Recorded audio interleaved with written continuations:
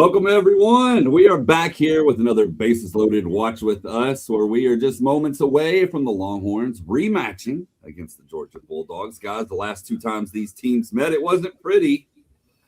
Wasn't pretty at all, but Texas, they survived in advance by beating Alabama. Of course, we got to hear CJ's Take Me Out to the Ball Game. That was the highlight of that game for me. But here we are again. Luke Harrison will be on the mounds.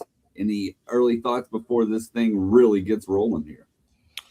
We talked about it earlier on the Bases Loaded episode. Where does the wind play a factor in a stadium like this against a lineup with this amount of power? Going against Luke Harrison, I would expect Georgia to at least square up a good chunk of pitches tonight. It looks like it's blowing from right to left. So far, a solid start off to an 0-2 count in the first batter, but if he can keep these pitches down, I like his chances to get through 5, and then we'll see where Texas goes, hopefully. And Jeff, I know you've mentioned this the entire postseason so far, once Texas got to Omaha. If you can get a lead late in the game and get to Sam Cozart, you are in a great spot. With the lead, 6 outs or less. That's the goal. Get it to Cozart. Man, Trey Phelps, he's on the struggle bus in Omaha right now. Luke Harrison gets the strikeout. What kind of makes me nervous about Luke, Blake, he's been great at dish falk this year. It's road neutral, where even like you go back to their game against Baylor in Houston back in March, like he struggled a little bit there. So I'm kind of nervous, because you think about the really good offenses he's faced, Tennessee, Texas A&M, Mississippi State. He had some trouble in those games, especially A&M and Tennessee. So just try to stay ahead in the count. Got to figure out a way to – I thought Todd Walker and Mike Rooney did a really good job talking about this in the pregame. He's got to hit his off-speed stuff. He's got to locate, because if he gets into predictable fastball counts and has to throw the fastball and Georgia's sitting on the fastball, it could be a long night. Looking pretty good right now, though, fellas. Harrison is struck out the one, as CJ said, and now 0-2 on the second batter. The chat's already getting on you, CJ. Look, we got 6.5 innings to go before I got to warm up my voice. But until then, hey, I'm loving these 0-2 counts that we're seeing. 2 batters in, 2 0-2 counts. Jeff, that's another key that I look at with Luke Harrison. Can you stay ahead of these Georgia hitters? So far, so good. 2 Ks to start the day. You got to keep yourself in favorable counts to where you can use your breaking stuff. Cannot get yourself into fastball counts. Obviously, minimizing the free passes goes without saying, but cannot get yourself into predictable fastball counts against Georgia. No, definitely not. But, again, so far it looks like this is a Luke Harrison that's dialed in. I don't want to say too much. Again, it's only 2 batters, but, when you face a Georgia lineup like this, any strikeouts are welcome, especially those when you get 2 on 7 pitches. Blake, you shared a graphic with CJ and I that I actually found this morning that broke down everybody that's still alive in Omaha, kind of their pitcher usage. The really good thing for Georgia is Joey Volko. Obviously, Volko went the complete game against Texas on Saturday. Caden Aoki went the distance last night against OU. So they've got every other arm in their bullpen available. Texas has had to use some bullpen arms, but Schloss even said it after the game. They got to a rematch with Georgia. They got back into – they staved off elimination and won a game without using Harrison. They didn't use Cozart. They didn't use Burns. And Crossland only threw 14 pitches against Georgia on Saturday and didn't pitch yesterday. So both these teams, from a bullpen standpoint, about as good as you could hope for playing your third game in Omaha. Mm-hmm. Did y'all catch any of Georgia and Mississippi State? Of course, yes. In the best, yeah, best super regional matchup we had this year. Yeah, it was crazy. But you saw the pitching woes that they had as that series went on, and it kind of makes you wonder what exactly we'll see tonight from them when it's their turn. But they just did not look very sharp pitching, in my opinion, in that final game against Mississippi State. Sorry, Blake, I was talking over you. My apologies. I was looking at some of Dylan Vigeu's numbers. So really good early in the year. He's got really good stuff. But he had a start in mid to late April against Arkansas. And I think he went 2 1/3 and had some forearm tightness and left the game. He hadn't been the same since. As a matter of fact, knock on wood, he's struggled mightily. Games he's pitched, Georgia's had to go into the bullpen early. So I've got to think for Vic, like Sloss and Max Wiener probably let Harrison work through some stuff if he gets in the jam. I would think, Blake, for Dylan Vigil, that leash is probably going to be really short. All right, well, we'll get a chance to look at Vigil real quick. But Jeff, I know that Blake, we had this conversation yesterday. That's striking out the side. That's striking out the side. It's striking out the side. Officially, that's an MLB striking out the side. Going back to Vigil for a second, guys. His last 13 innings, a 13.15 ERA. Yeah, his ERA went from he was about 2.6 after he went 6 innings against Florida, and he was sitting about a 2.6. He's at a 4.7, 4.73 coming into tonight. So yeah, it's but again, he's got pro stuff. Like he's got it'd be 95, 96 with the fastball. Like he's got some really good stuff. Yeah, during that same span, 9 walks, 13 strikeouts, but 18 hits. So yeah, he's struggling. Like I said, that Mississippi State though, they just could not find anybody in that final game. But it was a very entertaining game. To CJ's point, it was one of the most entertaining games of the year. There's no doubt about it. That was like one of those. That was like a Big 12 football game, like circa 2011. Yeah. Where there's no defenses on the field. It's like, hey, whoever got this ball last is going to win.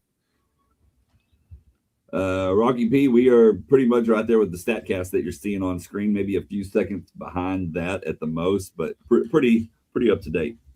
Yes, I think we are. While we're in between innings here, I do want to shout out Mike White, Texas softball. What an addition.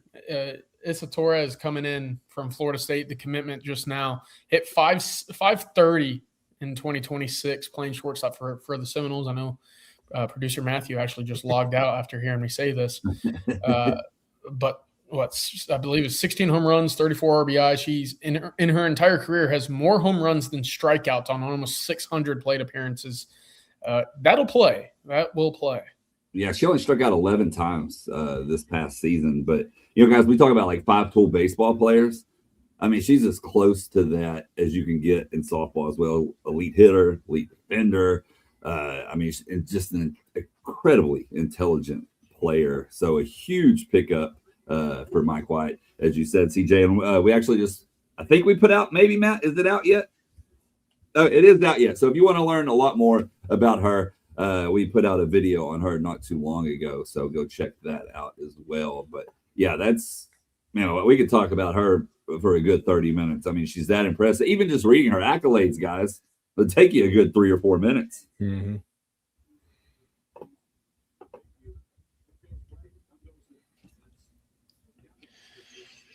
Jeff, what do you think of the lineup adjustment? Get A-Rod up to the 4 spot, cover him up with Mendoza. I like the fact that Schloss hasn't messed with anything on the top of the lineup, even though Aiden Robbins is 1 for 8 in Omaha. Tenney's still looking for his first hit. He's found ways to get on base, so that's good. As Aiden Robbins, I guess that makes him 1 for 9 now. They hadn't messed with those top 3. I think this is 3 different games, 3 different guys in a cleanup spot. So yeah, A-Rod has been trending that way. Big thing for me though, CJ. If Doza's getting base hits, how does that shoulder hold up? And it seems like he's hanging in there, and hey, it is what it is, and maybe it's a pain tolerance thing. You just hope that it doesn't become some kind of scenario where it sublexes, pops out or whatever, and he's got to come out of the game. Because he and A-Rod starting to see Pac-Man starting to get there again, but he and A-Rod are seeing the ball better than anybody else in the lineup right now. Yeah, I agree. It's been strange since getting to Omaha. It kind of reminds me of Reese Atwood during the Longhorn softball run, but Robbins just hasn't seen it quite so far in these 2 games. So, we've seen at times where he's been the total catalyst for this Texas offense. Obviously, not completely necessary given some of the performances we've seen over the last yesterday, I guess is what I'm trying to say. But if he can get going with Penny right behind him, who's been finding a way to get on base, boy, would that be a revelation for this offense. I'm about to watch. There you go. Broadcast a little stats feed's a little bit ahead of my video feed, but about to watch Carson Tenney single up the middle. Hey, probably not his best exit velo hit of the year, but good to see. He probably feels really good, CJ, to get on base doing something other than taking ball 4. Yeah. Something just as simple as a grounder up the middle probably feels good because, I mean, look, yesterday he missed a home run to right field probably by a degree or 2 off the launch there, Jeff. So just getting on base is something that he's been doing a fantastic job of. Now you get into the area for Georgia where you can't mess around with this lineup, knowing Anthony Pack is dangerous, knowing that Adrian Rodriguez is the hottest hitter in baseball, knowing that Ethan Mendoza is seeing the ball very well. We'll see what the shoulder looks like again today. But so far, you like this start. Now it's about let's see how many pitches you can really start to work with if you're the Texas lineup. Well, Wes Johnson looked like the middle school band director about to yell at the tuba section for jacking around during band practice. Yeah, what is that? A music stand that he sits I think that really legit was a music stand. Yeah, interesting. Yeah, Jenny, I did see Bobby on Feinbaum today. He did a fine job. The best compliment I could pay Bobby is he actually got me to watch Feinbaum for more than about 30 seconds. So it's very rare that happens for me. So for those that don't know, Bobby, our own Bobby Burton, was on there talking a little Texas football. Talk some Texas baseball, and people asking where they can find it. We're going to get that pulled, then we'll have it on our social media. We'll see if I can do that while doing this as well, but we'll definitely have it on there by tomorrow morning at the absolute latest. All right, 2-2 count here for Pack. Runner on first, 1 down. What do we got here? Hey, by the way, I just realized that Sandman was here on time. Has that ever happened before?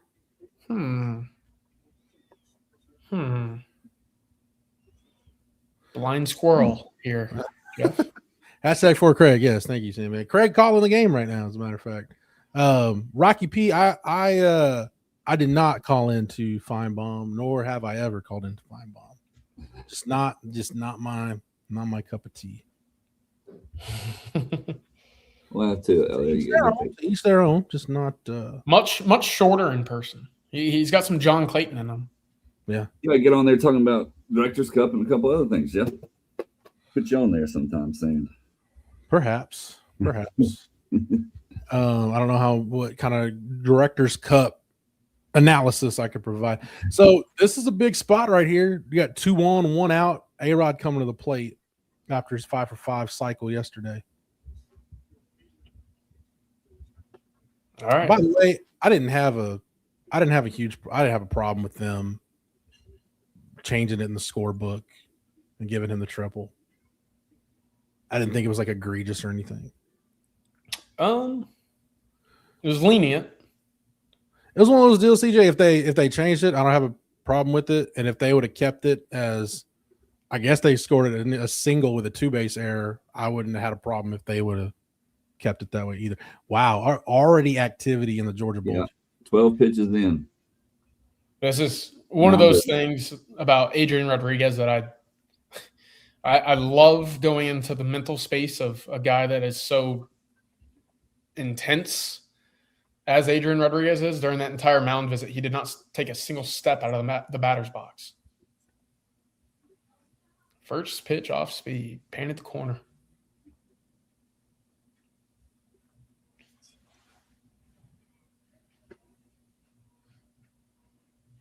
Rocky Pour, absolutely. That commercial was fantastic with John Clayton back in the day.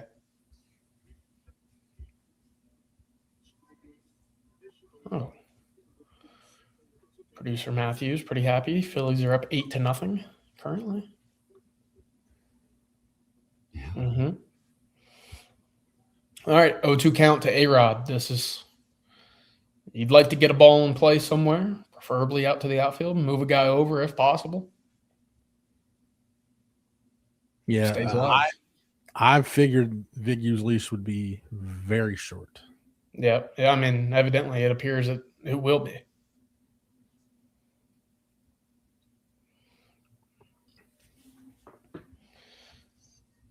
Another 0-2 count. Do it. We got to do it with A-Rod here. He's got to lock On the in. chest.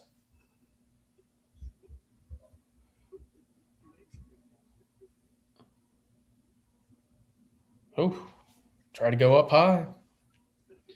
Another foul ball. There it is. Pound the chest. 16th pitch. 17th pitch coming up. Get that pitch count up, compete with 2 strikes. Really like to get at least the runner in scoring position. At least get 10 in. Mm-hmm. Well, so now two outs, and Texas will have runners at the corners, 2 down, Doza up. This is a big at bat for me, just because I want to see if he gets a couple hacks in, how that shoulder responds. What the swing looks like. Yeah.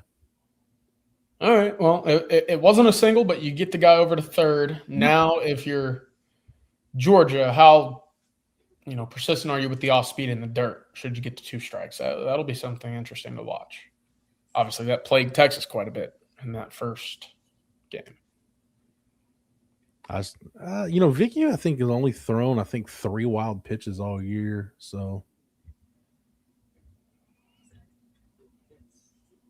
Yeah, but the lights are a little brighter out here, Those Omaha skies, Jeff. So it's officially a RISP situation for Doza after Pac-Man getting that steal. How many steals is that for Pac-Man now this year? That is 21. Oh. Dude, I tell you what, that fastball has some late movement to it. 95 looking like that. If you can keep that thing low, you're going to have a lot of success. Jackson didn't even need to work to frame that one. That was 0-2 count.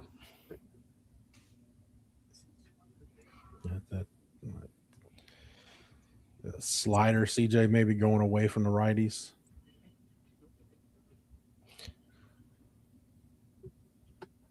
Yeah, Vigu is a guy that I mean, the swing and miss stuff I think is there, and this is again a guy that I think Texas has a little bit of leeway. As I say that with the 2 strike counts, because he has a pitch that will break you off inside, and then you will chase going away from you with the slider, a little bit different than what they saw on Saturday against Georgia. Got him to chase. Blake, you spend any money on custom cleats? No, thank God. Man. No, just about anything and every other accessory. I can tell you that much right now. If they make it, I've probably bought it. But no, the custom cleats is one. That's my dog tries to knock over my computer. You stop. The one that I have not, fortunately, had not had to buy. Yeah, Doza chasing outside there. So in the first for Texas, no runs on a hit, 2 left in scoring position. The pitch count for Dylan Vigu, I think, is 21 pitches in the first inning. Georgia already activity in the bullpen, so something to keep an eye on. I'm looking forward to seeing if Luke Harrison can keep this going, CJ, in the second inning after a 13 pitch first inning. Luke's had some innings like this where it started off good, and then if you get some traffic on the bases, things can get pretty hairy. So just keep pounding the strike zone, keep doing what you're doing. That would be, I'm sure that's what Max Wiener's telling Luke. Just keep doing what you're doing, keep pounding the strike zone. Well, I don't know. Do you even say anything in between an inning like that? And actually, you know what? Probably, yeah. You probably, yeah. That's why Max Wiener's doing what he's doing, and I'm here hosting the live stream. You probably just shut up and leave your guy alone, no doubt. Hey, CJ, I do need to thank one of our sponsors. I got a few sponsors I need to shout out tonight.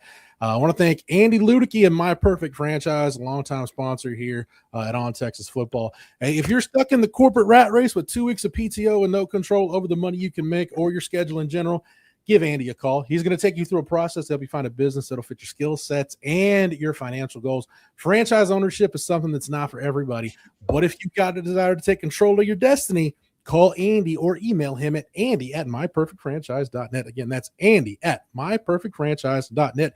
And a huge shout out to Andy Ludicky and My Perfect Franchise for sponsoring this special watch along on the Tuesday night live stream here on Texas Football. First pitch strike, Jeff. That's what you got. Hey, what you got to keep doing. That's what I like so far about Luke Harrison. He's getting ahead in the count, and he's working quick. Sam, Luke does tend to work pretty quick when he's getting in a groove. Sam, man, jeez, what are we gonna do with this guy? Oh, see, man, 0-2 pitch. Mm-hmm. I mean, sure. Sure. All right, so Oshak Hennessy's on first after getting hit by a pitch.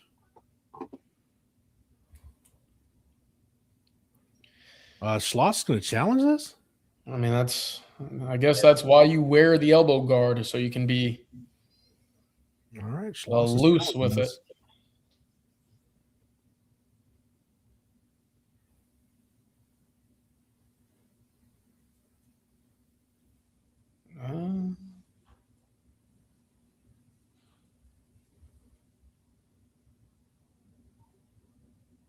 Yeah, it clipped the elbow guard.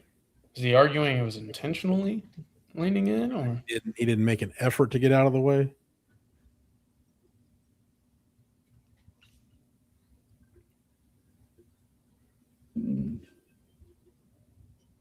This is where I need to have one ear pinned in with the broadcast. I know I'm about to turn the captions on my TV. That'd be a good idea if I could read, Blake. I know.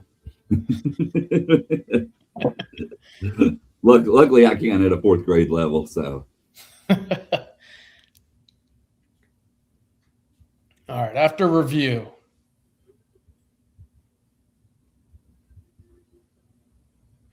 Looks like the call will stand.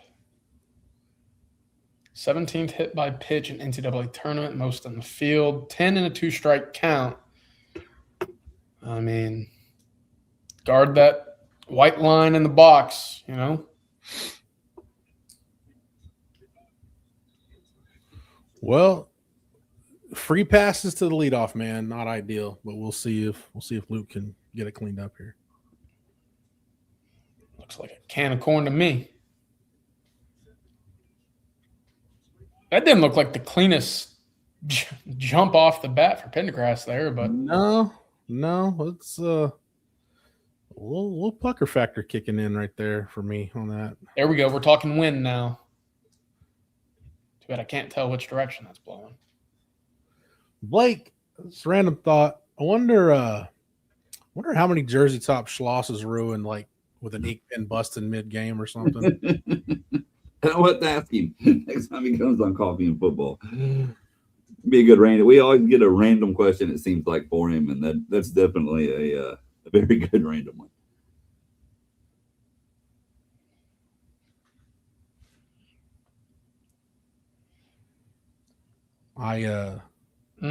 Speaking of questions for coaches, I used to always pride myself when #4Craig, when Craig and I were doing the show on the Horn. Anytime we'd have a Texas coach on, I always like to see if I could just, throw some humor or throw it off a little bit. Mm-hmm. I'm proud to say that once I got Coach Schaefer to go into detail on the do's and don'ts of pregame meals, like why you avoid things with like cream sauce and stuff like that. I'm proud of myself for that. I'm even more proud that we were at Big 12 Media Days one year and Sark sits down and I'm making Craig tell me about when he's golfing in the Carolinas during his vacation that there is a gator on one of the greens. It was on one of the tee boxes. My bad. And I'm going on with the story while Sark's sitting there. And Craig's first question, the first brand new season for Sark says, "Good to be with you. I got to hear more about this gator, though." So Craig had to retell the whole gator story to Sark. So very proud of myself for that. All right, so Luke battling back, got a pop out, and then got Wynn to strike out. Yep. That is, I mean, look, you never want that leadoff guy to reach, especially on a free base. But if you're going to come back with a lazy pop up to center field and a strikeout, I mean, the job's not done yet. But you got to like that, especially with 4 strikeouts through how many pitches is this? About 22 so far for Luke Harrison. All right. We got a super chat here from Brandon Morgan. Get you guys' thoughts. Give me your outcome prediction by what you've seen so far, maybe a final score. If Luke keeps dealing like this, I love Texas' chances. Final score, I don't know, man. The thing about Georgia, when you got a lineup this good, and again, we've seen between Georgia, Texas A&M, Tennessee, Mississippi State, I mean, Texas has seen probably the best offenses in the country. Man, you are one mistake away from one getting put in the seats. So yes, that is always the concern with the lineup this potent. But we're seeing a lot of swing and misses so far from Harrison. 34-31, Sandman. We're gonna have to block you for another day for that. I'll give a final score. I like being wrong. Let's go 7-3 Texas. All right. Facing a baseball like this, it's almost like facing, like you think about facing like a Baylor offense back in the day or some of those Oklahoma offenses. Like they're gonna score. Like they're gonna get some points. It's just, can you minimize the run? If they do make a run, are you ahead? Do you have enough room to protect the lead? So you're never really out of it with a lineup like Georgia's. Jeff, off the top of your head what the longest outing for Harrison is this season? I believe I want to say it's 6 1/3, somewhere around there. I want to say it was against USC Upstate. Actually, it might have been his longest. Maybe that was Valanis or Valanis, Riojas, and Luke. I've looked at all of their stuff recently. So Luke went 7 against Ole Miss, 7 against OU, 7 against Bama, 6 1/3 against Missouri. Yeah. That was the high heat. Man, CJ, there's very few pitches that look as good as when you get a guy to chase on a 2-strike fastball upstairs. Makes the pitcher look like a genius. It makes the hitter look like a fool.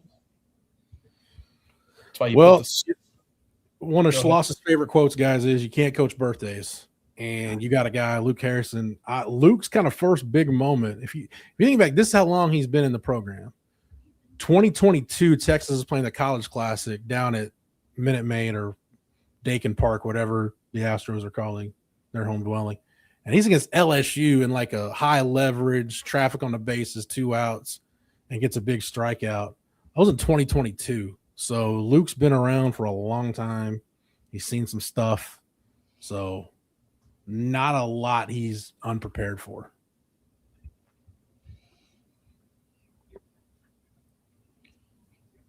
Looking real inquisitive over there, Blake. I'm looking at a potential prospect. Well, we're in between innings. Bad news is running really low on my Red Bull from yesterday. So, Sandman, gonna need you to go grab me one, please. Oh man, CJ, you a sugar-free Red Bull guy, or just your standard Red Bull? I am a sugar-free guy. I don't really know why. I think someone one time told me that the sugar was really bad for you with what is already probably not the healthiest drink. So yeah, I mean, it doesn't really make a big difference for me. I'm also not a coffee guy, so I'm not either.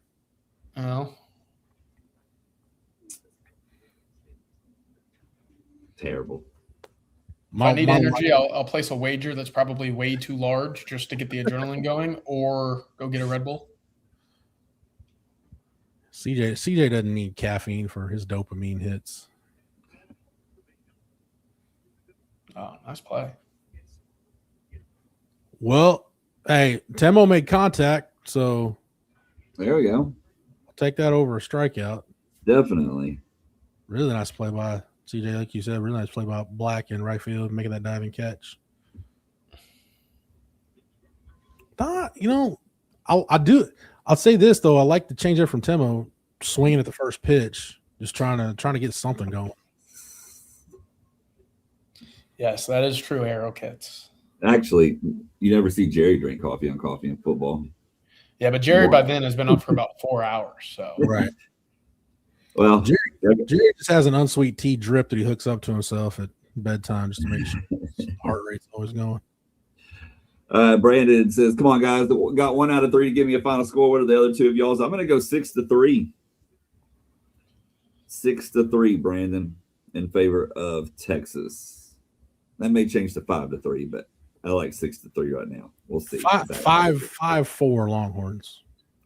Jeff wants to make y'all pucker up a little bit and really uncompetitive at that right there from Ashton Larson. I appreciate Ashton Larson's efforts. He's played a pretty good branded defensive first base, but yeah, that AB right there. Usually that tends to maybe happen once a game. But hey, as long as he keeps playing a really good defensive first base, he'll make up for it. I think it says a lot, though. I know the three of us have talked about this on Bases Loaded throughout the year. It says a lot about how the staff feels about Larson overall, but especially his defensive first base, that they've kept him in at first base over Livingston. Yeah. Or putting Livingston at third and moving Borba back to first. Bats look like the Texas O-line against Georgia. Yeah, but Luke Harrison also looks like the Georgia D-line against Texas. So spin that around. Hello to my wife, who apparently is watching in the living room. That ball's outside. My daughter watched some of the watch with us yesterday, said I wasn't loud enough. So I guess I need to speak into the microphone. Did she have nightmares catching CJ singing, or no? I think she was out of the car by the time that happened. Thankfully, so it's good. Although we got a lot more requests for you to sing tonight again during the 7th inning, so encore indeed. That'll happen.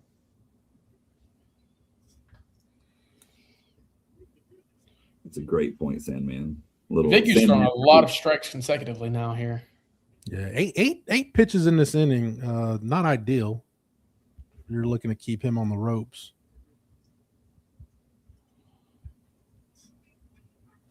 I like Borba, man. You feel like the thing about Borba is, yes, the strikeout numbers are high. Yes, he struggled, but man, you never know when that 3 for 4 with a couple of homers game is going to pop up as he singles with 2 outs here. It's a nice little knock. He had a single like that on Tuesday, or what is today? Monday. He had a single like that on Monday as well. That helped start, I believe, a 4-run second inning. Boys, the only thing I don't like about this is you taking away the bunt option with Pendergrass right here. So he's got to swing away with 2 outs. Brandon, we appreciate you. Brandon, all right. Thank you. He says, I appreciate the final score prediction. Send them dogs home packing. Hook 'em. I don't have something cool for a big super chat yet. I don't have a lampshade or a helmet, or I don't have any of that, Brandon. I'm so sorry. No. Matt's got you. At my old house or old apartment, I had I bought a big thing of confetti poppers. And I would pop it on live whenever we would get a commitment. And I would sit there and be like, man, this is great. How aesthetic the confetti flies. And I'd just be sitting there in confetti little pieces for months on end. I was like, that's the dumbest thing I've ever done in my entire life. I was about to say, cleaning that up had to be a pain. Yeah, with no vacuum. I didn't own a vacuum at the old house. I don't need to get into that, but You didn't own a vacuum? No. No. Wow. This is the first house I've ever had, or first apartment I've ever had where I've owned a vacuum. Blake, you got to remember, you and I have been married for a while, so each of us. I can't remember the last time I did not have a vacuum. Yeah. I got a broom. We have deep discussions on what vacuums to buy. Considering some of my living situations before my wife and I moved in, you're a step ahead of a lot of people. I mean, I had a broom and a front door, so I mean that was basically the same. Just sweep it on out. Someone else's problem once it gets out the door. I almost jumped out of my seat on that foul ball from Pendergrass. 2-2. Jeff, you mentioned an 8-pitch inning has now turned into a 13, 14 pitch inning here. Mm-hmm. It's good. We'll certainly take it. Rocky, single folks, I think don't own vacuums. And there's the strikeout to end the second inning. All right, so headed to the top of the third, 0-0 still. We'll see. Texas didn't get anything going despite a 2-out single from Borba. On the bright side, however, top of the lineup coming back up. Indeed, as Luke continues to work his way through the Georgia lineup for the first time. Guys, through 2 innings, any thoughts? I almost feel like this is going to be what we see for a good while. It just kind of has that feel of a very low scoring game. I hope not. I hope we see an offensive explosion once they've seen him once, but I don't know. The fact that Phelps and Jackson have been so off in Omaha to this point really makes me nervous because I've said the same thing about Tenney and Robbins throughout the year. Like we were like, oh, so they're struggling. They're too good at hitters. They're too good to just stay down for too long. So you hope that, hey, you can keep them down and keep them on the struggle bus for a little bit.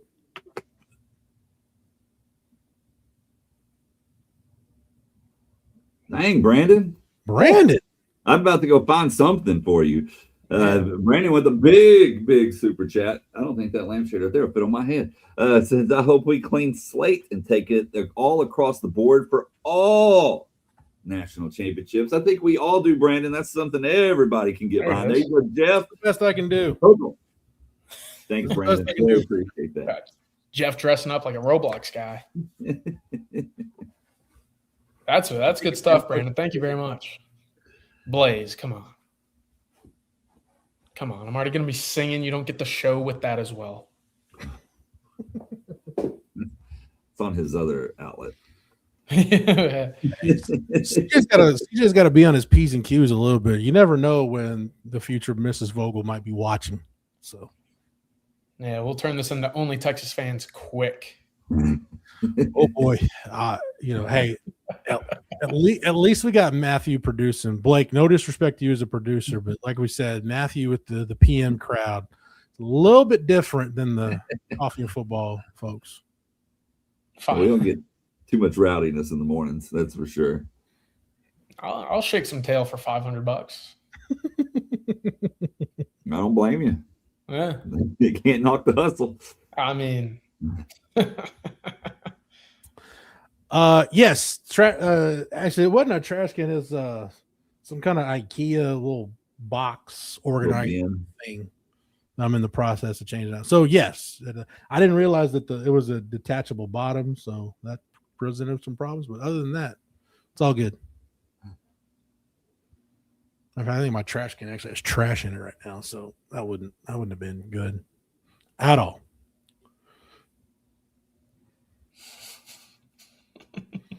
All right. Well, guys, I did not have 6 Ks for Luke Harrison through 2 1/3 on my big tonight. But Bobby and I were talking a little bit ago before he went on Paul Feinbaum, and like I was telling Bobby, I mean, Harrison is guys that's just looked really, really sharp since the regionals. In my opinion, like I think he's looked better these past couple. I mean, granted, I know he didn't he didn't really start or open for Oregon, just came in and kind of got the job done. But I think he's taking care of business going all the way back to that very first game of the regional.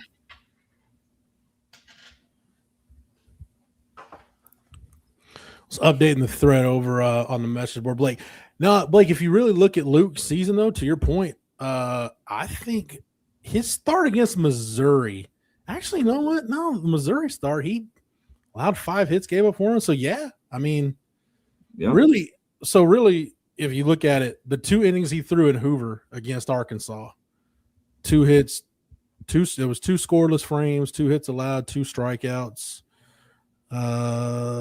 Hit 1 but no walks. So man, I'm glad in hindsight Texas gained something from Hoover, because at the time it wasn't a lot of positive to take away from it.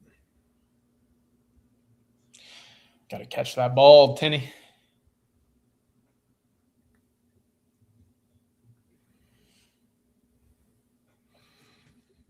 Man,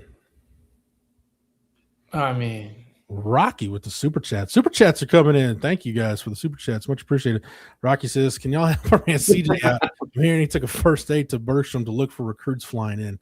Oh God, can you confirm that, CJ?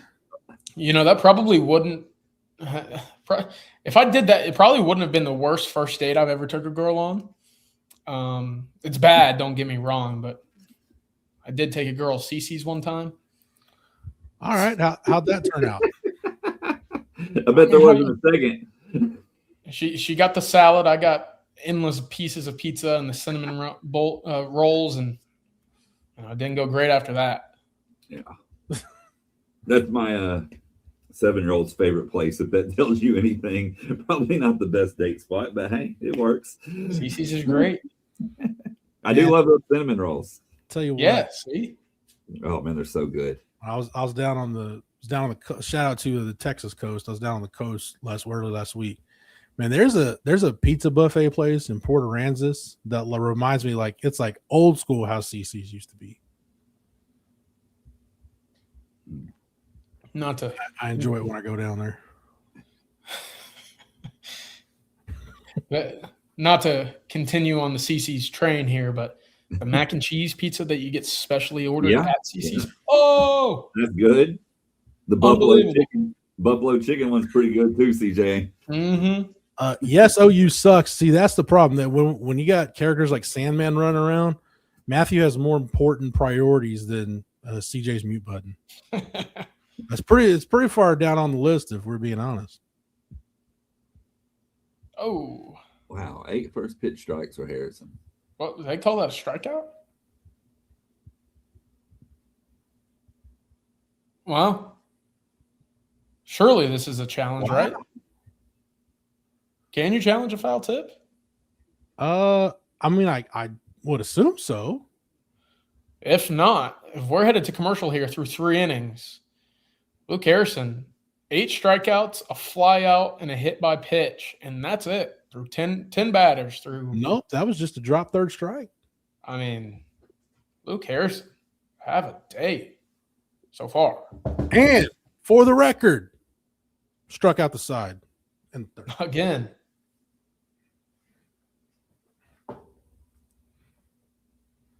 I mean, 10 batters faced. That's pretty darn impressive.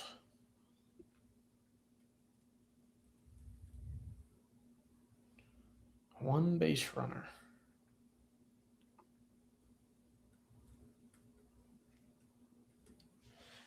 All right. Let's gotta get something going on the base paths, guys. Gotta get some traffic. Gotta try to get a runner in scoring position here, because man, for your starter to be lights out like this through 3 against a lineup like Georgia, you don't want to waste that.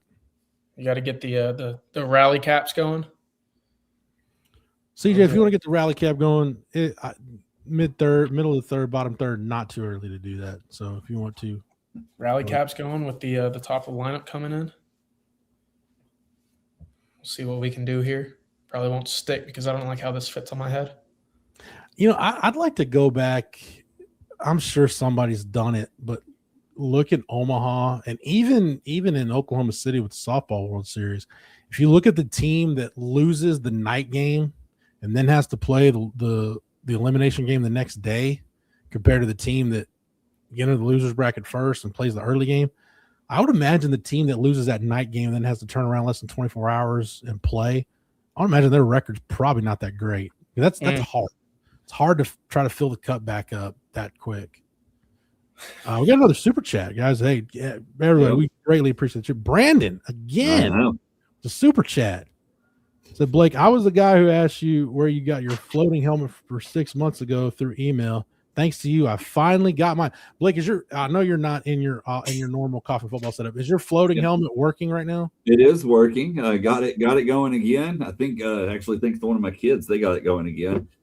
So all is well in the floating helmet world. Brandon, I'm glad that you got one in finally. So I think there was Alfia Vizi also ordered one today. So our little floating helmet club is growing for sure. We're getting there.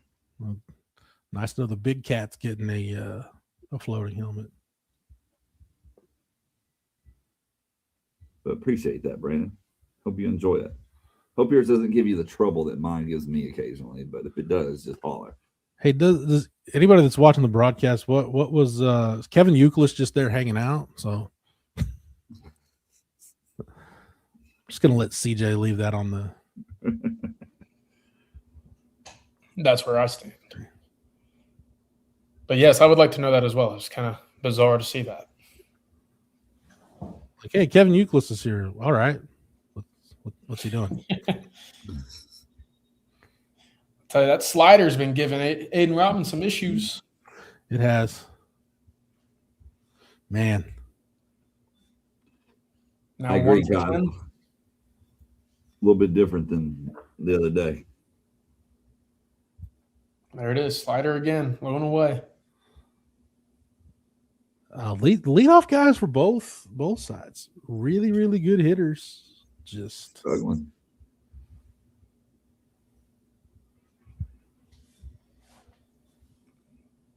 All right. Oh, by the way, as we prepare for Carson Tenney to step in the box here, if you're a member of OTF, again, fantastic time to join the community. Jerry Hamilton just dropped some big notes.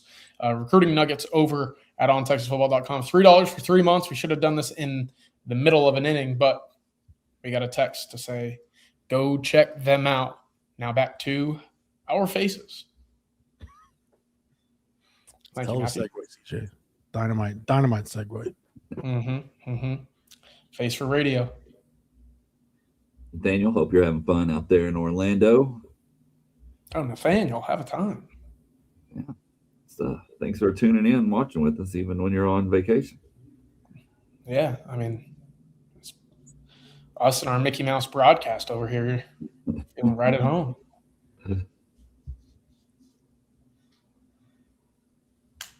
Dean, he certainly is recently. That slider away has been getting them. Yeah, Kyle, that 1-0, I think the 1-0 pitch to Tenney's the one you're talking about. That was borderline at least. It's a good take.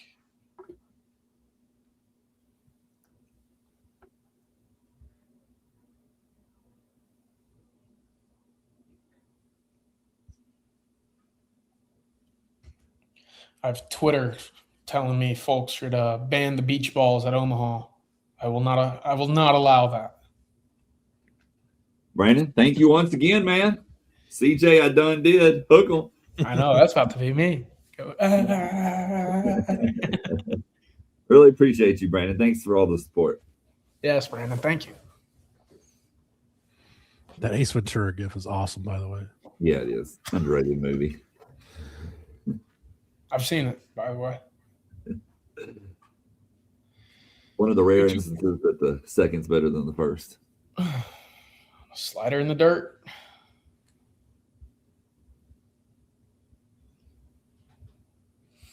All right, so Luke Harrison has 8 strikeouts of his own. That's now 6 for Vigu. If you like seeing the ball hit and play, today's probably not the game you're enjoying a lot. So far, it is not.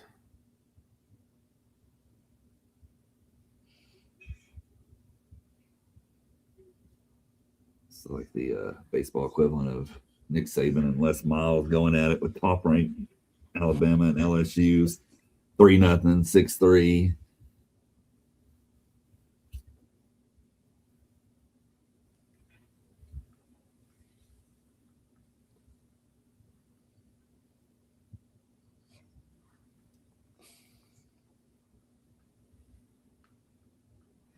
Oh, NIL and rev share, maybe trying to trigger CJ here. You need to bunt when you have no outs or one out. I mean, shoot, at this point, just get the ball somewhere in between the white lines. I don't hate it. Honestly, with Aiden Robbins' speed, it's not the craziest idea I've ever heard. No, probably not. Rocky P says, CJ, Rocky P, thank you for the super chat. So, CJ, you need to add Grandma's Boy to your list, your movie list. Grandma's Boy. Producer Matthew is nodding his head in approval behind the scenes. Rocky P, I like the reference. Good stuff right there. I will add that certainly. And that is a strikeout of the side. Strikeout of 1, 2, 3 in the Texas order as well. That is 15 combined strikeouts for both pitchers. Ever since that mound visit in the first, Viggy settled in. Yep. What do you think he said? Luke has been really good through 3.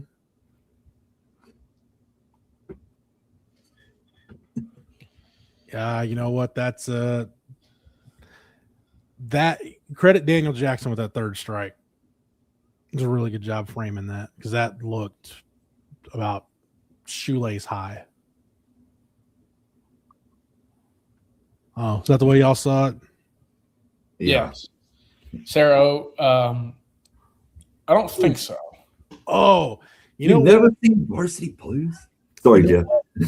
Varsity Blues is one that I've had a couple friends who watch and like, it doesn't exactly hold up well. That's one that I don't care. I love it. So many good one-liners in there.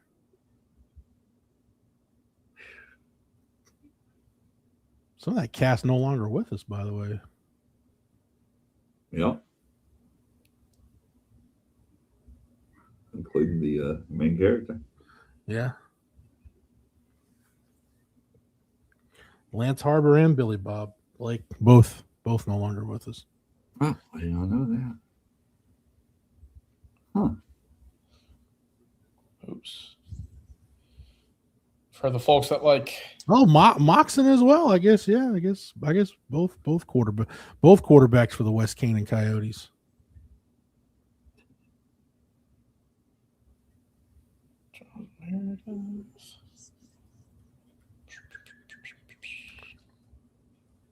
Uh-oh. See what Sloss is saying real quick. We got to quit chasing that breaking ball off the plate. That was the game plan coming in. He loves to go to it. He throws it off the plate. It's obviously tough to see. But, yeah, we have to do a better job of making him throw the ball over the plate.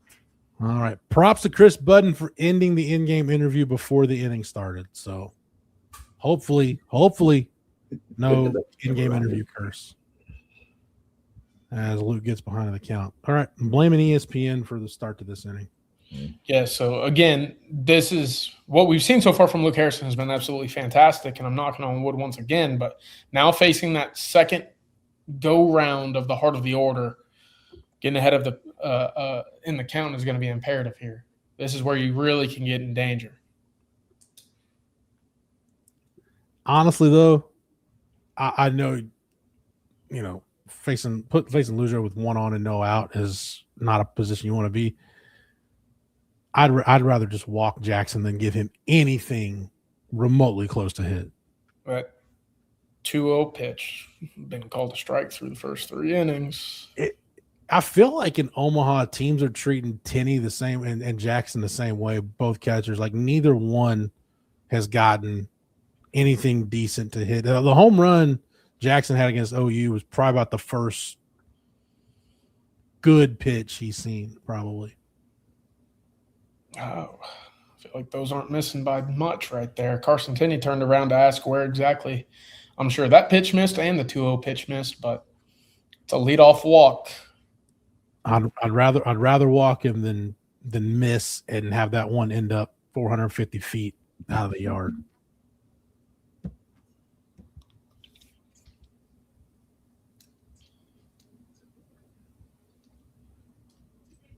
All right, Luke Harrison. So it's funny though, guys. Both these teams in this tournament, they've both had the experience of being punched in the mouth early. Texas was against Georgia. Georgia was against OU. They've also been the team that's drawn first blood and punched first. Georgia against Texas, Texas against Alabama. Now just kind of settling in, playing baseball. That not everybody's used to the environment and the lights and everything else. So now you're just settling in playing baseball. A quick baseball note, just because I mentioned him yesterday. Oregon State left-handed pitcher Trey Morris, who originally had a commitment. Hey! He goes to Florida. He was the freshman All-American that we talked about yesterday. I have a dumb question. What's the rule? Ooh. Ball goes out of play, so runner takes second, correct? Is Larson okay? I mean, that is 2 feet from where the camera well. Jeez. I mean, the fencing and the railing on the camera well drops about 1.5 feet right there. So that's a bit unfortunate for Texas. You get the out, yes, but the runner on first does move to second. Yeah, because once it goes dead ball territory. And again, you're sitting there dealing with 4 and 5 coming up here in the Georgia lineup. I mean, he's poking that elbow out once more. I see it. You see it.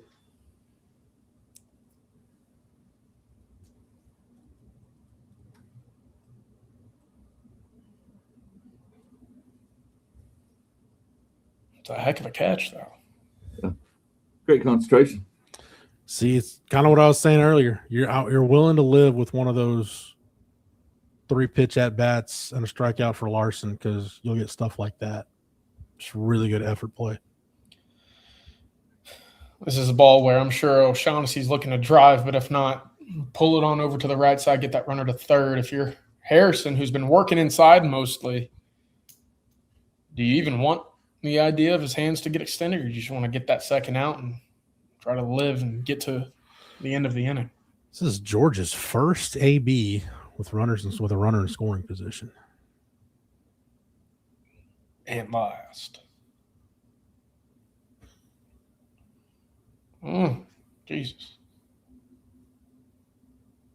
All right, 2-2 count.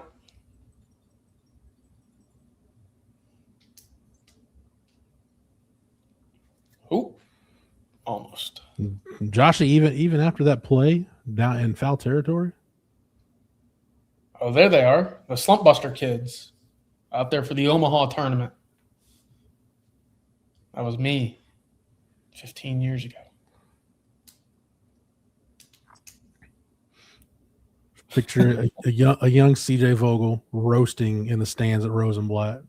I was having a good time, actually. It was the game, I believe it was 20. We talked about this, Jeff. I think it was 2009, so 17 years ago. Mm-hmm. Texas played Southern Miss in game 1 of their trip to Omaha. Of course, Texas, I believe, lost to LSU in the championship series that year. Yeah. That was my one trip to Omaha. Chad Jones, Jared Mitchell. It's a really good LSU team. I was CJ, and you were there for Texas' last appearance at Rosenblatt. Huh. All right, so Oshak Hennessy strikes out swinging after taking one of the elbow guard in his first at bat. So feeling a little bit better. Runner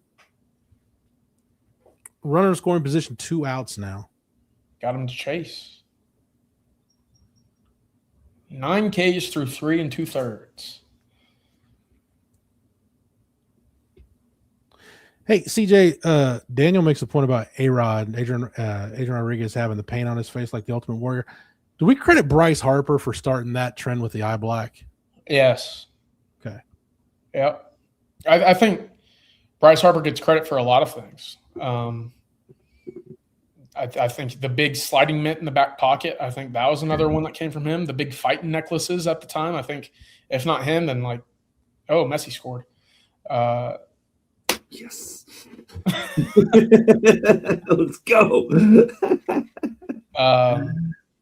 Ian Kinsler was another one that That's right, Matt. Really made those fighting necklaces popular. But the big eye black for sure, Jeff. Yeah. From He's the first one I remember in baseball doing it. I remember super unorthodox swing as well with the unplanted back foot. Yeah. Good pitch.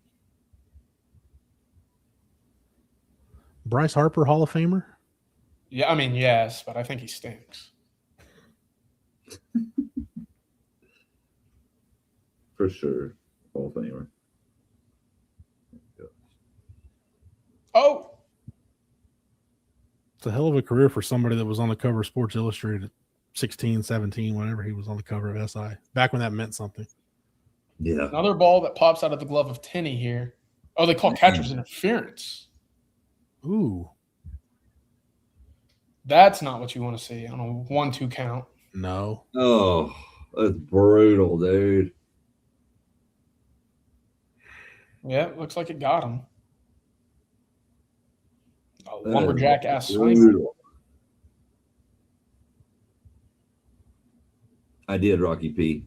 I did indeed. You are 100% correct. We had Messi, Holland, and Mbappe each to have a goal today, and all three did. Sorry, Blake. It looks like that goal was rescinded. He was offsides. Are you being serious? Yes. Well, that's just, yeah. Thank you, Matt. Plenty of time. Plenty of time. Super serious.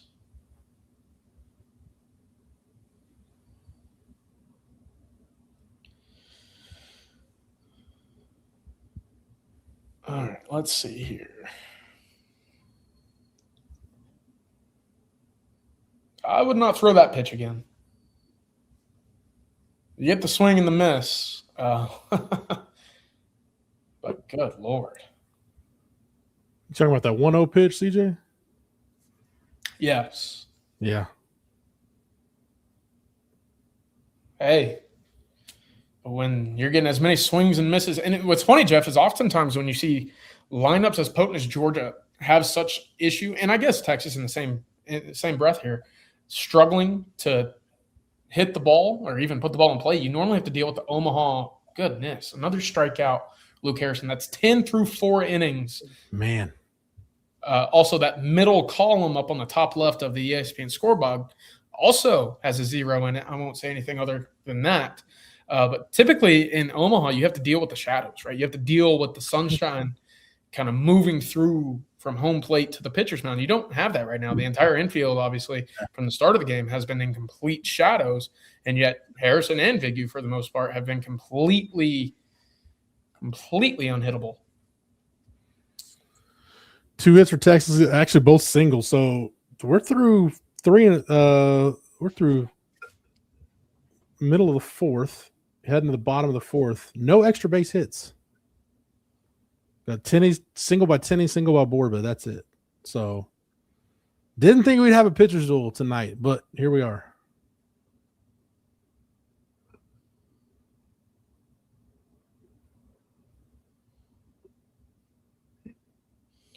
Here we are again.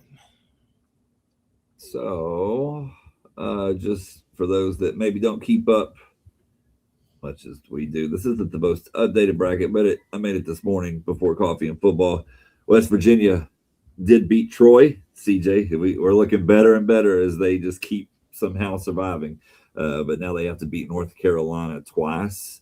That'll be tomorrow's game at 1 p.m. on ESPN. And then, of course, obviously, guys, the winner of this game will have to face Oklahoma and beat them twice. And that will be tomorrow as well at 6 o'clock on ESPN. Guys, while we have an opportunity here, I want to thank another one of our sponsors tonight. Our longtime sponsor of the Recruiting Breakdown here on the channel, is Mark Saunders. Good dude. When it comes to protecting all your stuff, wouldn't it be great to have one place that protects it all? Here's some good news. Texas Allstate agent Mark Saunders is the only insurance agent you'll need. Everything from your home, car, and boat to your motorcycle, RV, and ATV. If you're looking for someone local to the Austin and Round Rock area, give Mark a call at 512-218-8571. Are you in good hands? With more than 35 years of experience, you'll be in good hands with Texas alum Mark Saunders. Again, give Mark's office a call, 512-218-8571. That's 512-218-8571. And a huge shout out to Mark Saunders for not just sponsoring the recruiting breakdown here on the channel, but sponsoring this special watch with us here on the Tuesday night live stream and on Texas football. Let's see.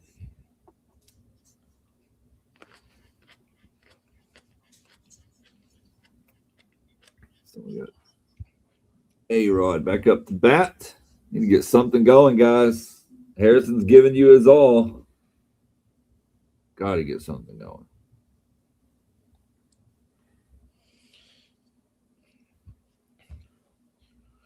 A 3-1 count for A-Rod. Could we see him, put a drive in another one? Be kind of nice.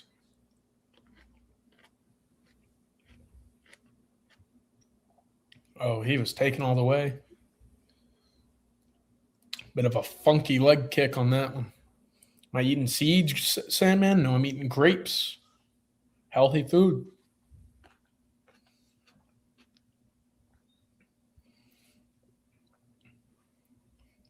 Here's a fun fact for you, CJ. Did you know that a banana is considered a berry? What? Google it. A banana is actually out of the berry family. I don't know if I believe that. Give it a Google. I don't know if I believe Google on that. A-Rod strikes out. Oof.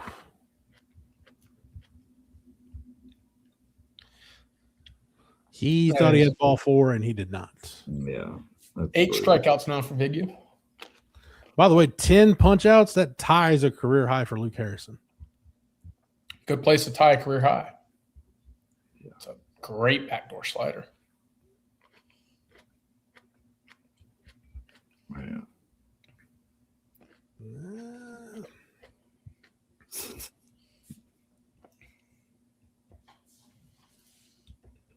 Oh, Sandman. Oh, goodness. Well, Jeff, I would be lying if I said that I expected this from the Georgia pitcher tonight. I was expecting quite the opposite. Honestly, from either pitcher, I was hoping Luke would be good. No way I would have called this. No way. Yeah. I had faith in Harrison. I didn't know it was going to be this good. I figured he would be willing and dealing a little bit, but not to this extent. But, man, I did not expect this from the offensively, I guess, from Texas as far as what we saw yesterday. I mean, it's just a complete 180. All right.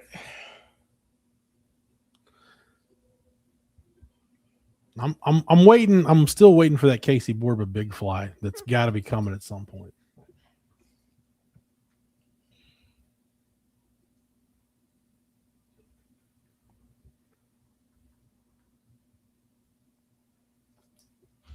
It wasn't her, Jenny. Don't get it twisted. It was not her that taught me that.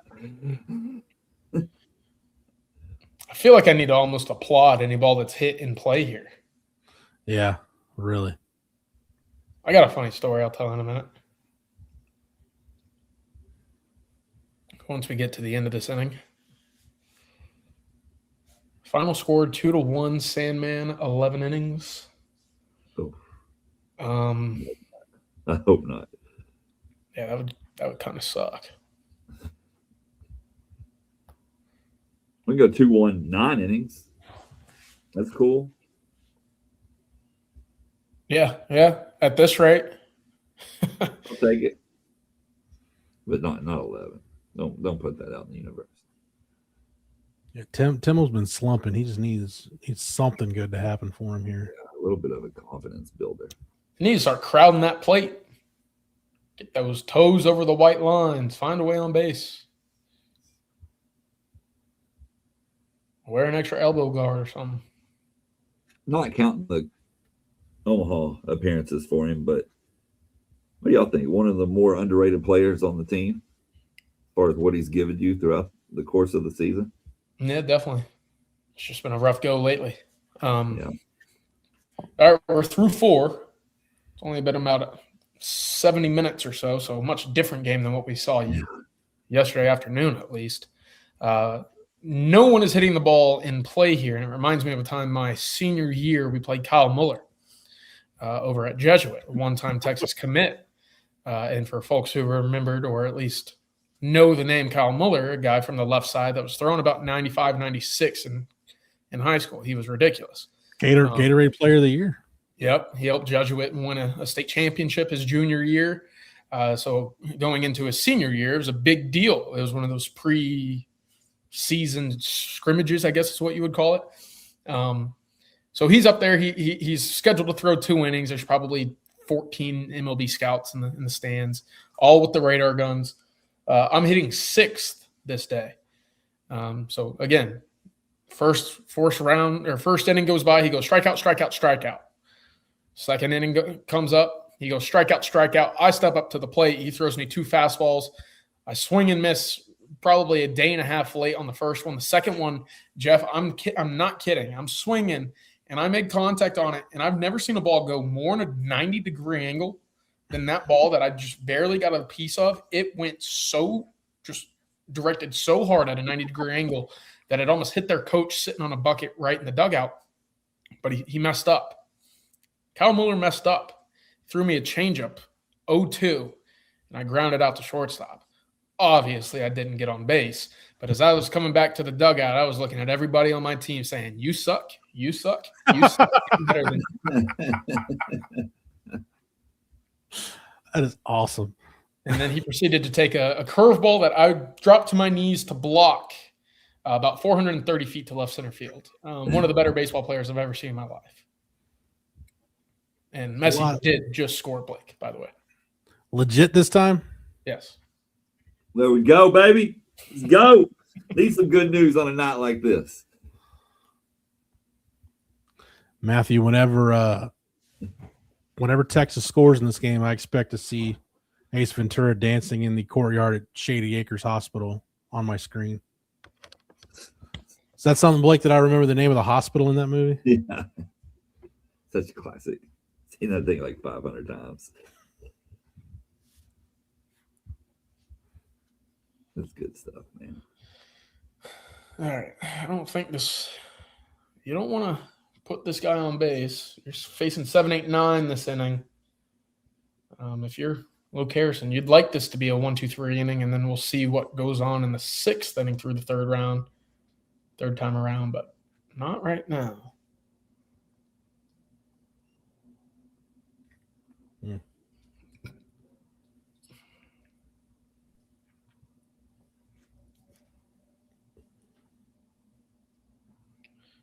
Three, 2, looks like. Yeah. Rocky. I'm going to have to make another ban Rocky P. Also, it looks like Cody Clemens hit a home run against the Rangers tonight. Good for him. So Luke's allowed a couple on base. He walked Jackson last inning, hit O'Shaughnessy, and now Hudson walks to lead off the 5th. That's a good take. Tyler asking, either team seem fatigued. I don't think it's fatigued. I just think both these pitchers are pretty much, for the most part, locating and dealing. I mean, typically when you get to Omaha, you're seeing really good arms. I would expect this to be a bunt. You get the 8-hole. Yeah. Whether the 9-hole does anything, you'll at least get one chance with the top of your order with a runner in scoring position potentially. I mean, no one's hit the ball anyways. Well, I mean, depending on if they do or don't, could tell you what Wes Johnson's thinking about Trey Phelps right now and his struggles. Like, That's a good point. He did square around. You got to think they're okay if he gets a chance with a runner in scoring position, even if it's 2 outs. Oh. All right. He does bunt. It's a nice play by Ashton Larson. Ooh. Probably a do or die play there to get the tag. I don't know if Mendoza was going to beat him to the bag.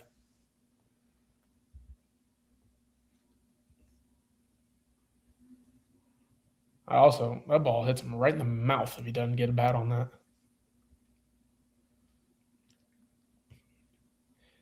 I don't know if Larson had a chance at second base there, Jeff. I don't think you even. I don't think he was even thinking about it. I don't think it. I mean, it's such a bad. If you even hesitate and look at second base, that runner on first or that runner down the line beat you by, and all of a sudden you're looking at first and second, nobody out with a 9-hole looking to bunt, most likely.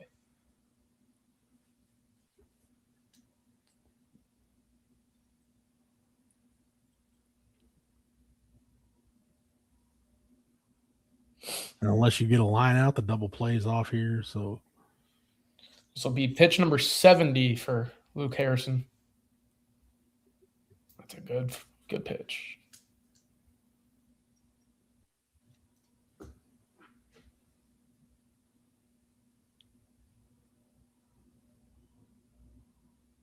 So just so anybody's, if anybody's wondering, Luke has gone triple digits in pitch counts 3 times this year. 102 against Ole Miss, 106 against Alabama when he was really good in a lot. That was also a 10 strikeout game for him against Bama. And he went 102 against Ole Miss, 106 against Bama, 102 against Mississippi State, and 103 against Missouri. So 4 times this year. Excuse me, not 3. He's been over 100 pitches. All right, well, 9-hole gets the job. Essentially another bunt, the swinging bunt to move him over to third. 2 outs. What's Phelps done tonight? 2 strikeouts. This would be a great chance for Texas to get strikeout number 3, and instead Phelps puts bat on the ball, and that's the first hit of the day for Georgia, and that's the first run of the game. Who also legs it out for a double. Wow.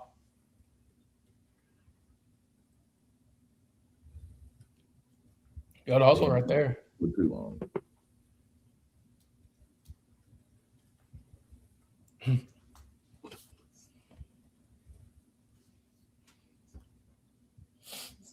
The ball was not hit hard, but sometimes that's all you got to do. Put the bat on the ball, good things will happen.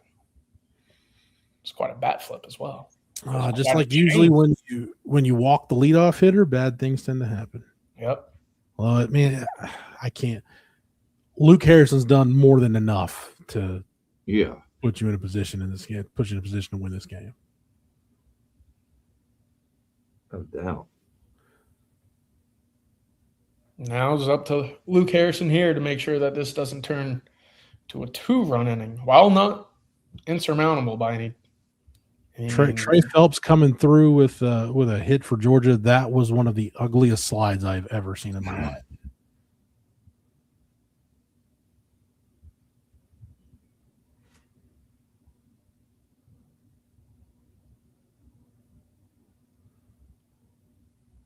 I mean, that's Arch Manning early 2024 level of slide right there by Trey Phelps. Arch has gotten much better about getting down though, guys. 1-1 pitch. You got a guy right there. All right. Inning concludes. The leadoff walk comes back to bite. That was something that I think, even with the 10 strikeouts, right? I mean, Luke had been fantastic up to this point. And still, I guess you could classify him as fantastic through these 5 innings. But that was the 3rd time that the leadoff man had gotten on base, once with a hit by pitch, the other 2 with a walk. Now it comes back to bite just a little bit. But it's, time for Texas to figure it out. Mm-hmm. I do wonder, Jeff, we saw Georgia get someone hot early in the 1st inning.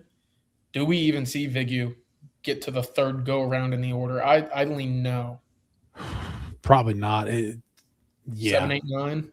I think Pendergrass should be the last probably going to be the last batter he sees. Yeah. Even though, I mean, it does. If one of these guys gets on base, it does kind of shape up the exact same way that Georgia had it play out for them in the top half. Is you get to that top half of the lineup for the third go-around, and all of a sudden a guy who had struck out twice to lead off your lineup gets a ball in play and they score. If that's something that Georgia leans with here, you would have Aiden Robbins coming to the plate with somebody on base in this inning. Guys, before we get back into it, I need to tell everyone about one of our sponsors today. Remove that StatCast here. And that, of course, is Prize Picks, because we are now in the dog days of summer. It's not only heating up outside, but in the sports world as well. Basketball playoffs are gone. I keep forgetting this old read on this computer. Baseball is in full swing. Millions and millions of people are tuning in for the World Cup. There's a lot going on. Prize Picks adds a lot more fun to it. Now every possession matters. Every at-bat matters. You're locked in from start to finish.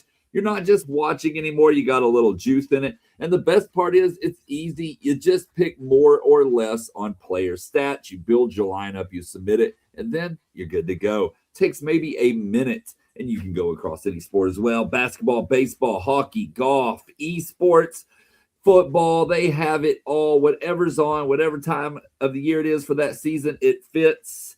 And today, guys, I've never got to do one this late. We went for that World Cup action. We got Mbappe, Holland, and Lionel Messi all to score a goal. And man, they went all out. 2 of the 3 scoring 2. So that one hit today for us on Prize Picks. Can't beat that. You trust your gut. You lock your picks in, and now every single moment actually means something. Don't forget, Prize Picks available in all 50 states, including right here in the great state of Texas. So if you haven't jumped in yet, now is the time. Download the app. Use code HMA when you sign up. They're going to give you $50 in lineups instantly when you play $5. Again, that's code HMA. $5 get you 50. It's as simple as that. As always, play smart, play responsibly, play Prize Picks. Keep that ad going. You get a leadoff walk, all of a sudden start to mirror each other. Top half of the inning here. Maybe it brought a little good luck, little Prize Picks, good luck. So CJ, if I'm Schloss, probably letting Borba swing away here. Yeah. Don't think I'm putting him. Borba gets on base. I think Pendergrass is definitely dropping a bunt. Maybe getting 2 in scoring position for Larson or for Robbins. Borba swinging away here, and if he doesn't get on, doesn't move the runner here, I think you have to do something. You got to get this runner in motion, hit and run, something. You got to put some sort of pressure on Georgia, and that's the end of the day for Vigio. All right, so. Yeah, when you're walking Larson on 4 pitches, you're probably done. Yes. No disrespect to Ashton Larson, and like again, I love Ashton Larson's effort, but man, CJ, you talk about getting runner in motion. I think we've proven like he's. Man, there's been a couple times where I thought Schloss was gonna throw an aneurysm with some of Larson's miscues on the base pass this year. Yeah, I typically agree. Fresh arm to light up. Curtis, I mean, I think this is the first, correct me if I'm wrong, this is the first arm out of the bullpen at all for Georgia. So Georgia's first call to the pen in Omaha, and it's Justin Bird, who's been a pretty reliable bullpen hand for them. I'm surprised that they know how that phone works all the way out there. For those of you can't quite see it on the screen, Bird 5-2, 8 saves, get a 3.95 ERA, 0.69 WHIP. That'll play, CJ. 57 innings pitched, 42 hits allowed, 25 earned runs, 13 walks, 72 strikeouts at 57. Rocky Pete, yeah, why would you pull that pitcher? I think it's more just the sense that, and I think it's statistically common for just about every pitcher in college baseball, Jeff. When you start getting that third trip to the plate for some of the top guys in the order, your ERA, your WHIP, some of the hard hit balls that you see against, top pitchers, those drastically increase. And in a game like this where one run has been so difficult to come across, I know that Georgia doesn't have the greatest bullpen, but you at least want to switch it up. I know Aiden Robbins has struck out twice against Vigu today, but, I mean, I don't know if I'd risk a third. Living rent free in UT says, isn't Bird their closer? He's kind of, Blake, we talked about this role that Schloss and Max Wiener had Evan Ashenbeck in when they were at A&M. He can close, but he's a guy that they'll go to basically whenever they're in a game where they need to get some outs. Yeah, they'll bring him in. Yeah, definitely. They don't mind putting him where is needed for sure.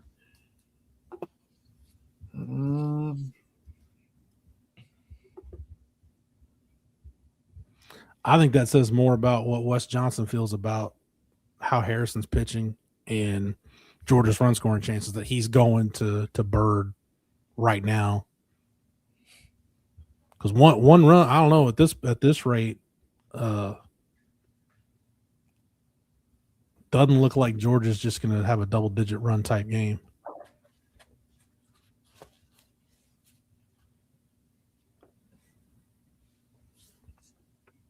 Got the rally cap on for you, Kyle. There you go. Kyle, thank you for the super chat, by the way. Yes.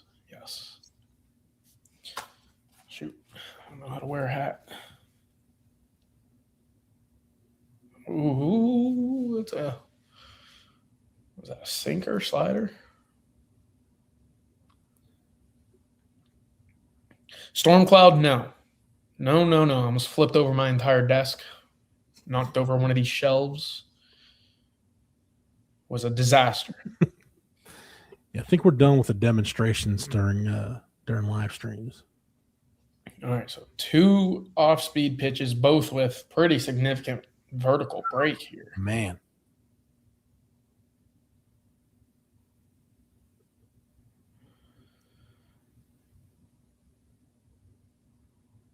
Three pitches, 3 strikes. Casey Borba strikes out. That's not what you want. No. Here's something, though. Yeah, again, getting somebody to chase that high fastball. It looks great, other than when it's happening to your team. If Pendergrass put one down here, CJ? If he does put one down here, it better be for a hit. If it's a traditional sack bunt, I don't like it. If it was anybody but Larson running at first, I would say it's a no-brainer to do it. When you got a fastball right down the middle, if you're going to square around, I feel like that's the pitch to do it.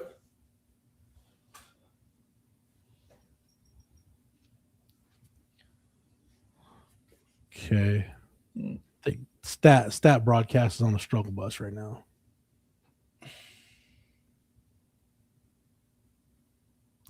Oh. Okay. All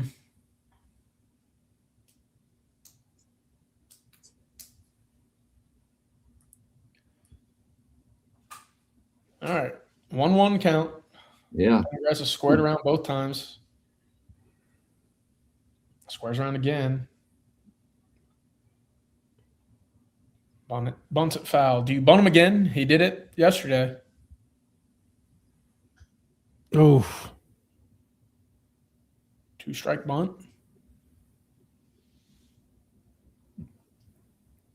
I don't know if I'm way ahead of you guys, but You're just barely ahead of me.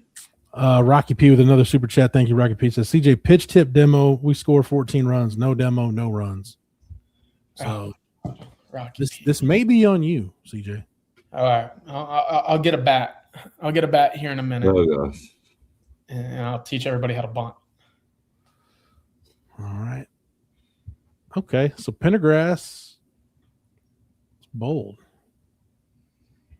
2-strike bunt. He gets it down. Second time in 2 days. Yeah. All right. So Trey Phelps had been struggling for Georgia. He got a runner in scoring position with 2 outs and delivered.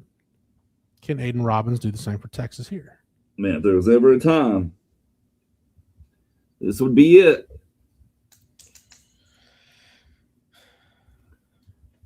don't know if Robbins has made contact with the ball today. I think he fouled one off in his first AB. I can double check that, but On the season, hitting 444 with runners in scoring position. That right there is a pretty good average. You'd like for that to increase after this plate appearance. nope. CJ, you're right. He is. Oh, Robbins has not made contact today. well, he made contact there. Ooh.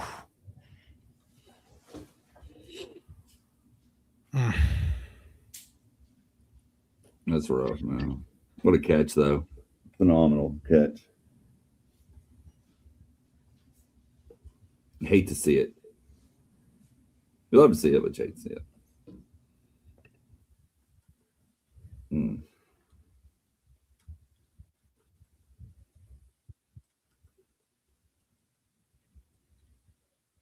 So we're going to have an instructional, and then just an inning later, get to a little singing.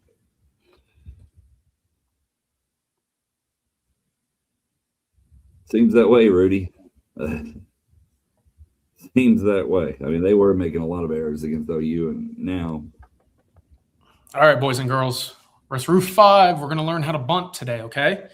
So when you get in your stance, you're going to want to turn and put that thumb right where the bat starts to get really fat, okay? You want to put that thumb right here, and you want to turn your feet so that you can bend. You don't want to dip the bat. You don't want the bat to go up. You want to keep that bat head level pretty leveled here, okay? That allows you to go up and down with the ball depending on the break. Now, obviously, when pitchers see you turn, they're going to start throwing off speeds. They're going to get that ball to break down, break away from you. Again, keep that bat head level up, and all you got to do is go like this in terms of where you want to directionally bunt that ball. Here's the thing, though. With 2 strikes, if you bunt and it goes foul, you got to walk back and sit down in the dugout. You struck out. But if you get that bunt down with 2 strikes and it ends up being a sacrifice, you look like a hero. You turn into Darian Pendergrass 2 times in 2 days, 2 strikes. You get the bunt down. The boys are clapping. They're high-fiving you. But again, make sure to keep that hand here. You don't want to grip it like this because a foul ball breaks some fingers right there, okay? So keep that hand like this, and you should be able to bunt the ball. Thank you. Who's that bad autograph by, CJ? Carlos Correa is useless. Well, Who's the autograph by CJ? Carlos Correa.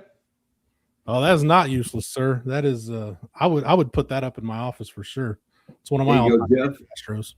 How about a game used autographed Pudge Rodriguez? Boy, that is my brother Joe. That is his all-time favorite ball player. How about that? Not bad, not bad. Hey, hold on, we got more. I'll see your Carlos Correa and your Pudge Rodriguez game used, and I will give you a bat autographed by tonight's color analyst Chris Burke. How about that? Legendary home runs in Astros history. I got one more before we have to talk about the game. Then we'll come back a little bit more. Here's a autographed Ricky Henderson. Oh, we're just showing off bats now. Yeah, Not too that shabby. trumps my Chris Burke bat for sure. We'll come back in a little bit and do some more. I've got Pete Rose up here on the above one of my cabinets, but I'm not getting the hit king down. I think my Pete Rose ball's back in the office. Rocky P, I'm not sure what game.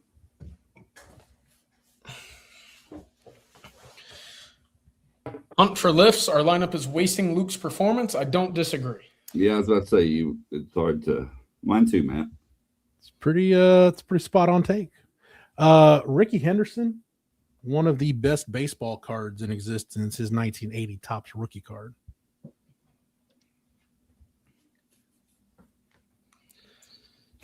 No, Kyle. I definitely don't. I need that. My wife implores me to sell a lot of this. Probably need to at this point. It's time for it to find a new home.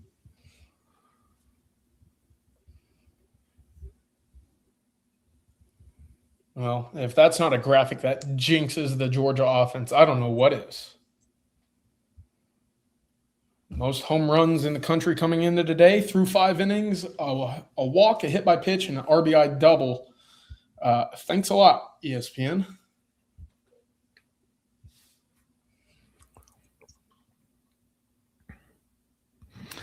Scott, Scott says we look scared. I don't know if scared is the right term I'd use. Nerves maybe setting in. That's a little sense of urgency kicking in. Yeah, these innings are getting later and later. Once you start counting outs.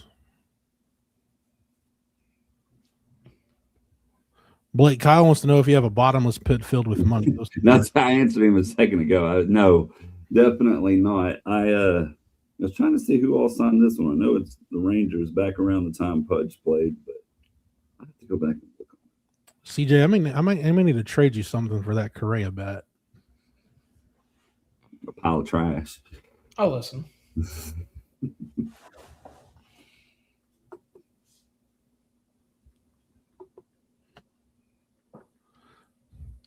I got a stack of Wyatt Langford rookies I could probably trade you for it, CJ. Useless. And another stack of Evan Carter rookies to go with it. More useless. I got an Evan Carter autographed ball. Go play fetch with the dog, Blake. Yeah, as I say, Colton, I may use it for too long. It's a Sandlot ball. By the way, found out something Joshy Manning and I both agree on. Josh, I don't know if you're still in the chat. Vintage baseball cards. Vintage is the way to go, man. Yeah. You got any of the old cigarette pack ones, like the T? No, I need to do my research before I get into tobacco cards. I got a couple. You put a frame on that, Tinny, you might have had another K hung up.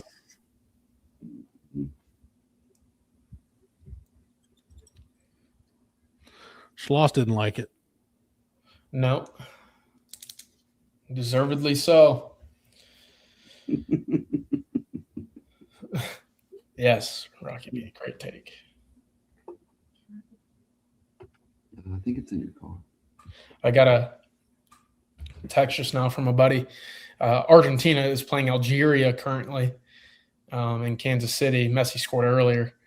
Buddy texted me, said Messi probably would have had the hat trick right now if he wore a signed Marcel Reed jersey into this game. What do you think Messi's reaction was to that, to getting a Marcel Reed jersey? Messi, as interesting cat to begin with, probably didn't have a reaction. Also, I want to know what he did with the jersey. I'm going to go ahead and guess. Child, family member, or somebody on the team, or somebody has it. All right. So now you're getting into some uncomfortable territory here. Okay, CJ, that right there. So the ball falls in the left field for a single for Ishikawa. Is that Pac's ball? Should Pac have called off A-Rod? I'm not Chris. I'm legitimately asking because I mean that now. I think Pat got a better jump on that one than he did earlier in this game. I don't think anyone was catching that ball regardless. I mean, that was a 40% pitching wedge type swing. But that's good things happen when you put the ball in play. And again, so far Texas has been struggling to do exactly that. So you're in a real pickle here. I do wonder, because it did look like the Texas pin is getting hot. I don't know who is warming up right now for Texas, but I also – all right, here we go. So Cozart, that obviously makes a lot of sense here. That's who it needs to be. You can't let this get away from you. No, this inning has to stay at 1. I mean, I was thinking with a lefty coming up, with Hudson up next, maybe you go Walker for lefty. But yeah, I would think, especially if Wynn gets on base and bases are loaded 1 out, you gotta go to Cozart at that point.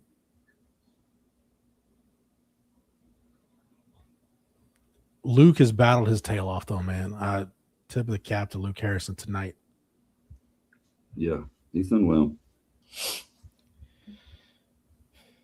Very well.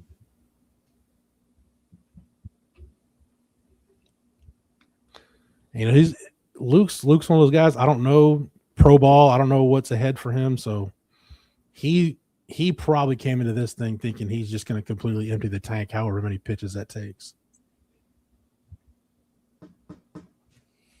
Oh, I gotta sneeze.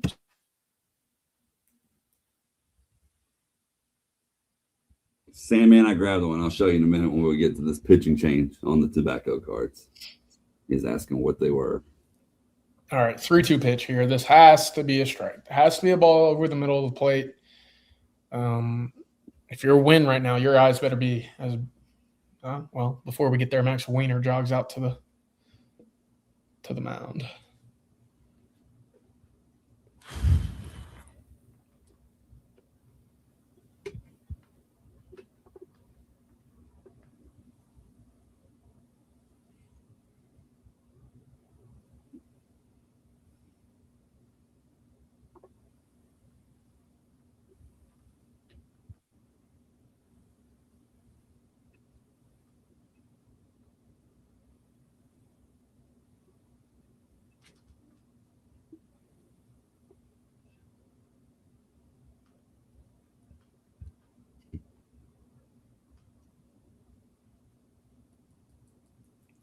All right, 3-2 pitch. Biggest pitch of now an offensive timeout? What are we doing here?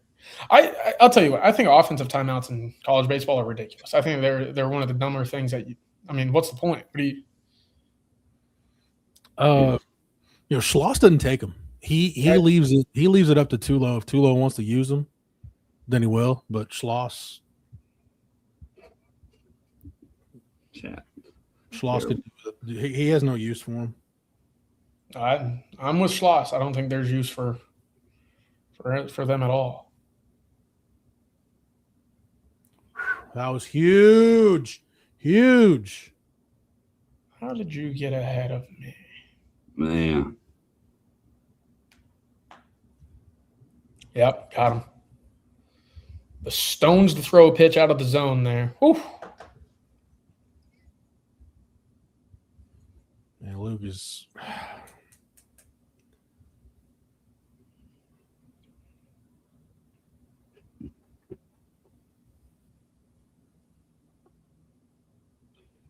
All right, guys.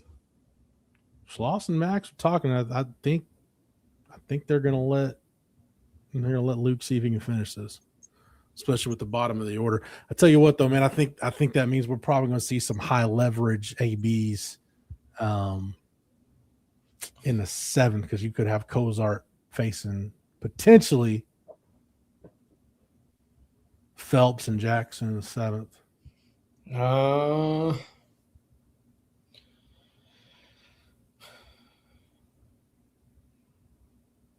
All right. Don't want to fall behind 2-0, but yet here you are, 2 on, 2 out. 3-0. Now a 3-0 count. Man, how did that not hit Hudson, that 1-0 pitch? All right, Harrison. We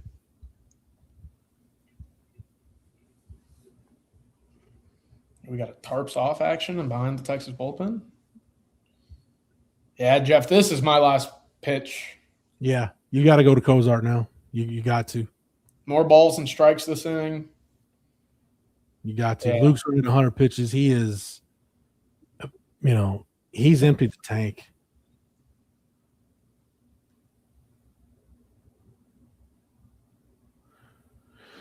Blake, Rocky P wants to know Volandis, then Cozart. Who's the next freshman pitcher? You got an early favorite next year, Blake? Like, are we talking like out of this incoming class? Yeah. Yep.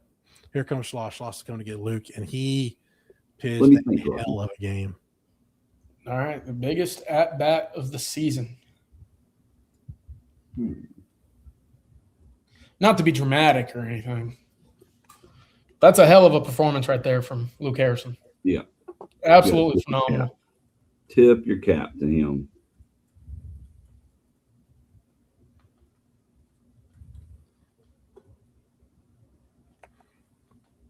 All right.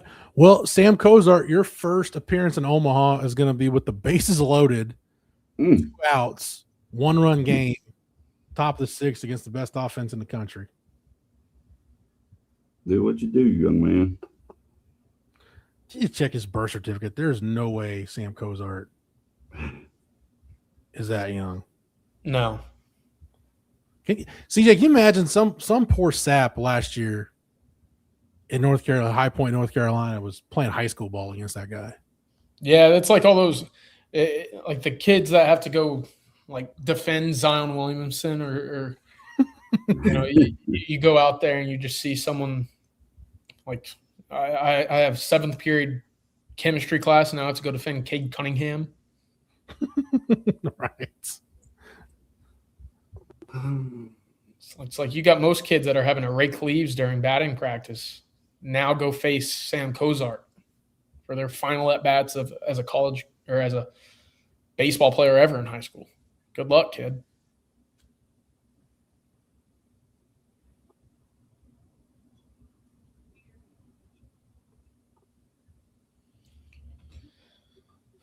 Oh boy, oh boy. Anybody need to lather up on some deodorant? We doing okay? Pit checks, everybody? Hey, before while we've got a pitching change, I do want to thank one of our sponsors. We already thanked him tonight, but we'll do it again for a second time. That is Andy Ludicky and My Perfect Franchise.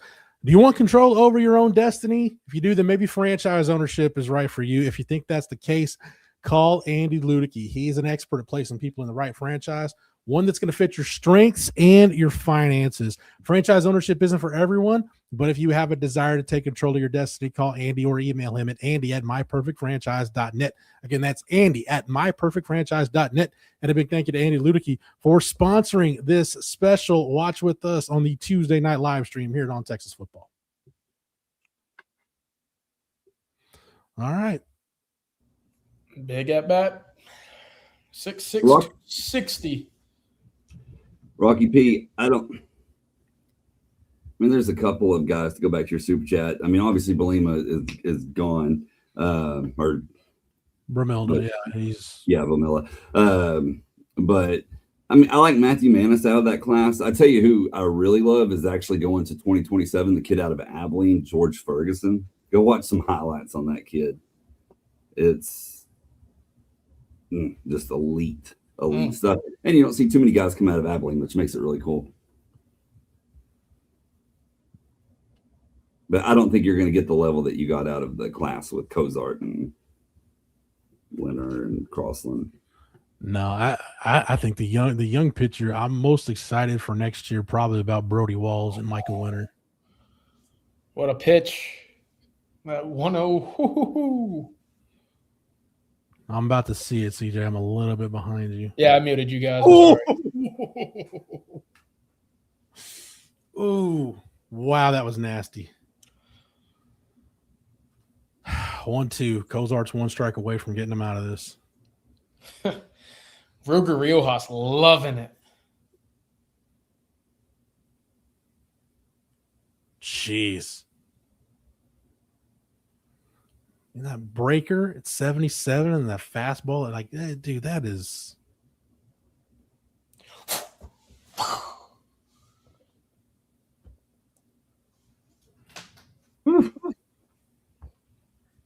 That's what they call a BAMF.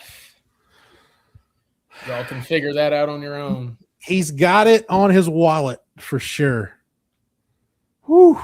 Bases loaded, 2 outs. Cozart hadn't pitched at all in Omaha. He gets Kobe Branch swinging, going down, making a 1-run game still. He's a bad, bad man. Jeez. Sam, man, we can't put that on the screen, any of that on the screen, but yes. Point taken. Daniel, I like Trent Maben a lot, actually. He looks impressive in person from a physical standpoint. He was visiting when I went to a game, I think it was last year. But I mean, I'm not saying he's going to go out there and have the impact that Pack did, but I really like him. I think he has a very bright future in front of him. All right, I'm about to start doing some Indian rain dances or something, get a rally going.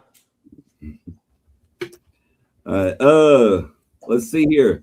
Sandman was the one that asked about the tobacco card, Jeff.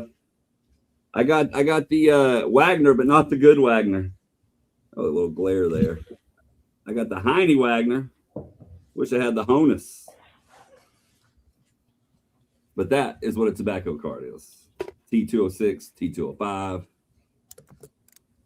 Just fun cards. I'll tell you another good card, Jeff, or the early 50s Bowmans. I don't know if you have any of those, but I love the way I do not. No. No, I do not. Those are just some. I wish they would kind of go back to that style. I love them.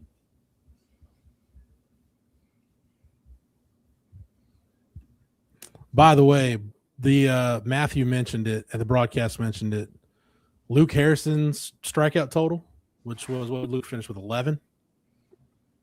Yes, first Longhorn to have 11 strikeouts in a College World Series game since 1993.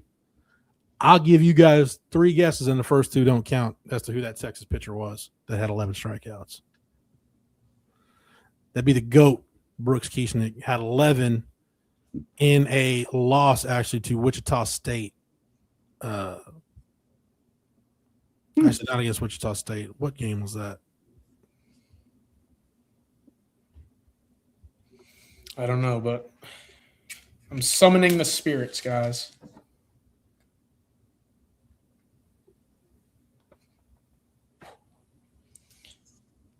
We're summoning the dark spirits. Oh, I thought Tenney was about to hit one 200 feet on that swing. That would have been so sick. But it was Brooks Kieschnick with 11 strikeouts. Two count. Come on. Y'all do that, Blake? No. No.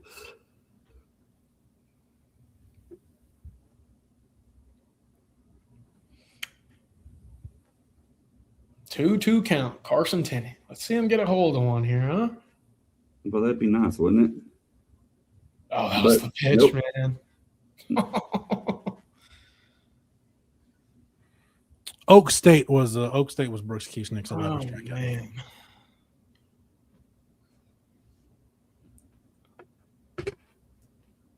By the way, CJ, we talk about all these pitch counts, like, oh, a guy gets to 100 pitches. I think that Oklahoma State game was the game where I think Brooks Kieschnick threw something like 160-something pitches. Jeez. Can you imagine? Can you imagine how bad your arm feels?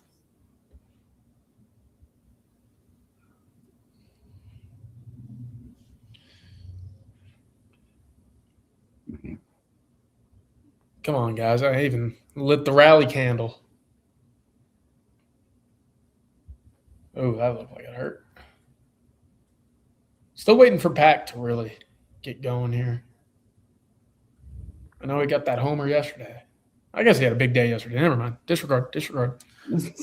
I was off by a few pitches. Brooks in the that College World Series game against Oklahoma State where he struck out 11. 172 pitches. Jeez, man.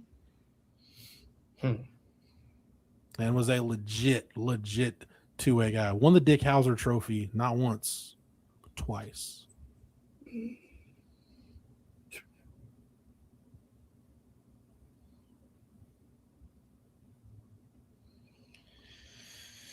All right. 1-2 count for Anthony Pack. Does the freshman have any magic left in him?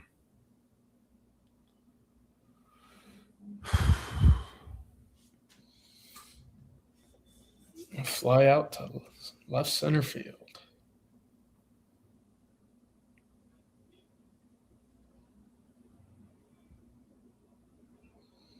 Might have to blow this candle out. I'm telling you, man, that mound visit Viggy got in the first. It did something. Yeah, because he looked about as rough as Zane Adams did yesterday for Bama. And he was on the ropes. And because CJ, they got Bird up in the first inning, didn't they? Mm-hmm. Yeah. And they were ready to make a move if needed, but he righted the ship and not much to write home about for Texas offensively. Yeah, Rocky B, it was Austin Wood. Sorry, I meant to answer your question a minute ago when I saw it, and then they were talking. I didn't want to interrupt, but yeah, it was Austin. Yeah, Austin Wood in that game against Boston College. Yep. By the way, Austin Wood's pitch count, I think that was one of the few times Kornheiser and Wilbon tried to fire Augie on PTI.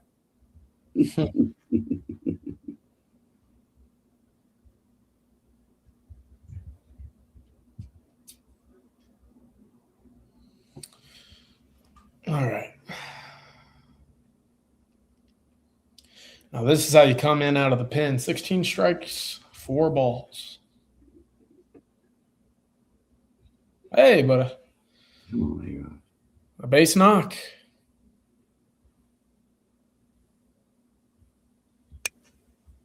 Oh, I looked down to see the chat. He ended up at second base. Oh, that could be single with an error because not that it matters, but it was like Black just it didn't look like he was in a hurry. Yep. So it's a single with an error. Wasn't in a hurry to field that, and then it went off the tip of his glove. That's when A-Rod made the move. So Good base running. Oh my God. All right. Hot potato out there. By the way, guys, Bevo's as of right now are, I think, 0 for 3 runners in scoring. Yeah, 0 for 3 with runners in scoring position. Rally candle, rally candle, rally candle. All right. Ethan Mendoza time. Come on, Mendoza. Oh, wow. That pitch had been called a strike. The entirety of Omaha. I hope so, Blaze. I hope so. Look how A-Rod ripped his pants on the slide.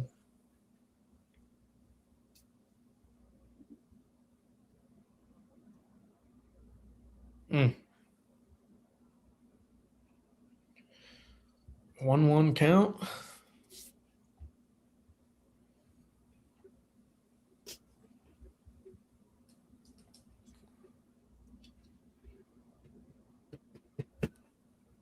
I mean, Mendoza, A-Rod's going on the pitch, so it's just get one into the gap, Mm-hmm.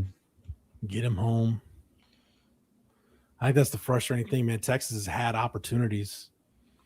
Oh, Blowing out the candle.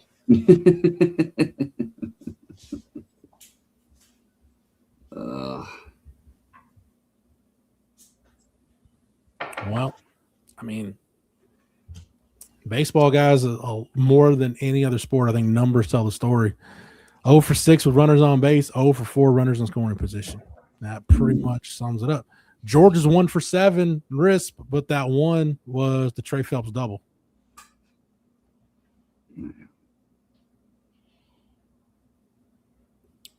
How many strikeouts are they at, Jeff? Texas as a team, Yes. I believe 10. Yeah, 10. Was that 25 strikeouts through 15 innings against Georgia? 2 each for Robbins and Tenney. 1 each for Pack, A-Rod, Dozel, Larson, Borba, and Pendergrass. Actually, Timo Becerra, the guy who's struggled with the strikeout in Omaha, 0 for 2, but he's made contact both times. All right. Well, now up to Sam Cozart. Probably the guy you'd like to have on the mound in any situation. Probably about it. Got to keep this a 1-0 game. I mean, somebody asked me on the message board earlier today, hey, would Texas like to get through this game without using Cozart? And I said, I don't even think they're thinking that way, because you do whatever you have to do to win the game. Yep. Like 100%. You're not saying.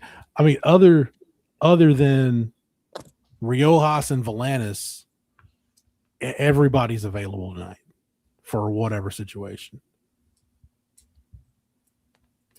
Yeah.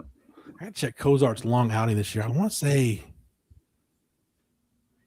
well, he had some starts earlier in the year. Mm-hmm.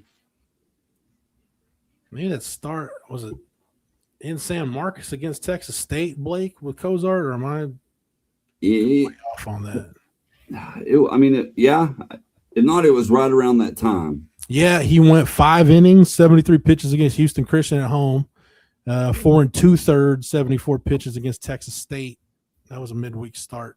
So yeah, his longest outing, he started against Lamar, he started against UTRGV, and then he went into the closer role right after that. So he's had some outings where he's gone at least 4 innings, at least 70 pitches. So that's kind of that's where you're getting into the danger zone with Cozart, just because it's uncharted territory for him.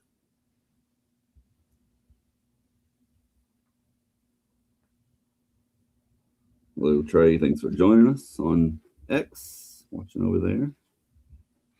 Thanks everybody for hanging out. Like I'll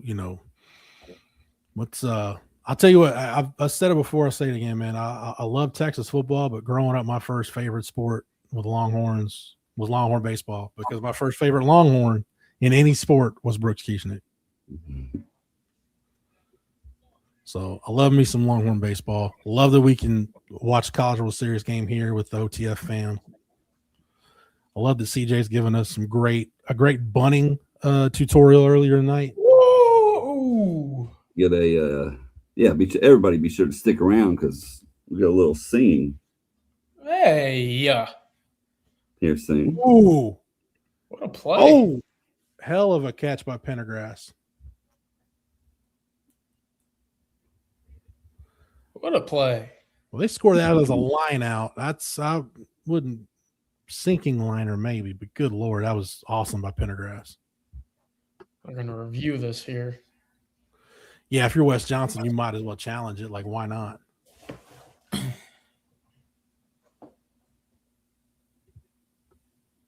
I mean, he does a full, I don't want to go full Des Cottet mode on this, but you get a full spin around on the turf here. That ball is in his glove, spins around, showing the glove. Yeah, I think that's a catch. That's a catch. Now, living rent free in UT, I don't expect Pendergrass to hit for good average. Just do your best to get on base and play a quality center field. And he tends to do that. Or just do his job at the plate, like CJ's talking. That's why CJ gave the bunting tutorial, because Pendergrass, each of the last 2 games now, has had really good 2-strike sack bunts. Yeah, that's a catch. This size. Yeah. Des did catch it, by the way, in case anybody wanted to question. Yes.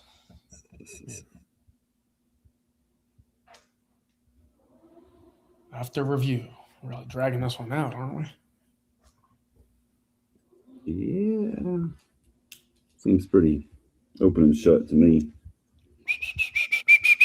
Let's get this thing going, fellas.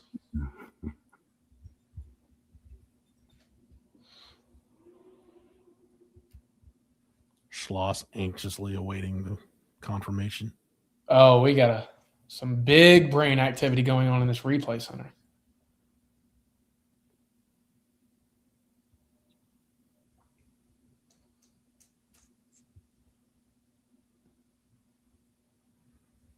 Did it really take 3 of y'all standing around a monitor to get this right? I mean, Mm.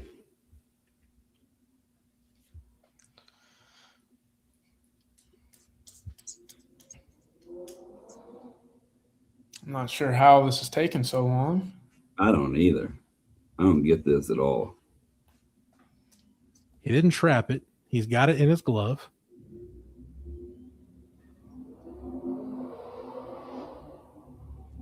Sorry if y'all can hear that. Sorry about it. Someone's racing on 35. The fielder shall demonstrate complete control of the ball, and that the release of the ball. C. Jenkins 313 saying broadcaster saying no catch. Yeah, because I guess at the end, the release of the ball has to be voluntary or intentional. Wow.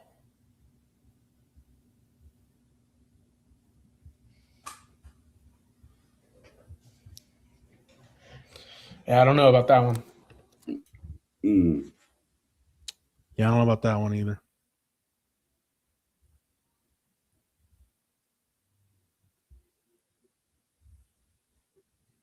That's ridiculous. It looked like a catch to me.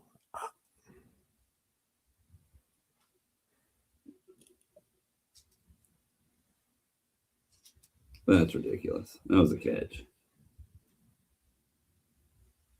And yes, looks better in slow motion.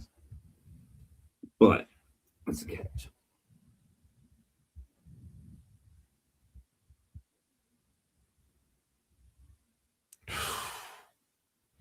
Well, Trey Phelps is awake. Mm. If I told y'all how much I hate the shift, It never works out. It hasn't in the postseason.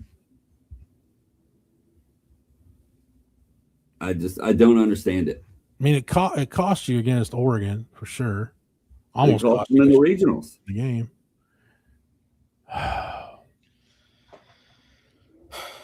All right, first, third, nobody out. It's a dangerous situation. With Jackson. 2 points. I don't like this.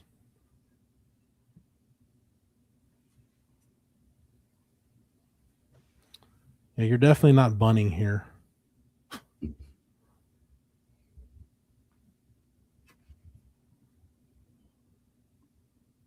I think it's not worked more than it's worked, unfortunately.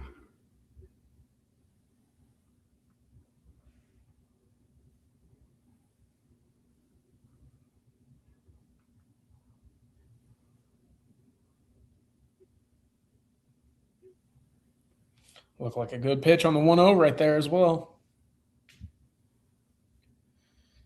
It's a dangerous area. It looks Sam Cozart came into the last inning with the bases loaded, 2 outs, got out of it. Now a bit of a pickle, 1-2 on, no out. I mean, this is hard. This is hard look for Cozart. Like, you get an overturned out, and then you get beat by the.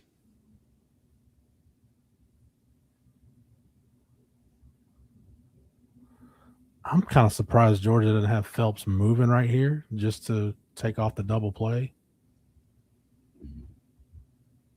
But again, that's why Wes Johnson's coaching Georgia, and I'm hosting the live stream with y'all. So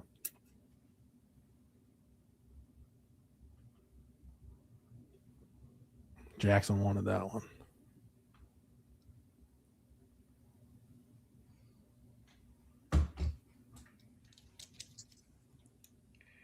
Two pitch. Boom. Kid's pretty good.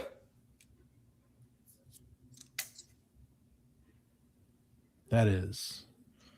Now you're back in double play territory as well. Jeff, I think this is where I would have Phelps moving. You have to, right? You got to stay out of the double play. If he gets thrown out, he gets thrown out. But he's your leadoff. He's stolen plenty of bags this year. This, to me, is something feels like a no-brainer. Now, if you're Texas, I don't know how keen you guys are to pitch outs, but do you even bother with it? Do you even look over to first base? No. We got another offensive timeout. No. If I'm Max Wiener and Schloss, I want to give Cozart. I want Cozart focused on striking out Luo. That's solo. I don't want to think about the runner at first. Just the task in hand.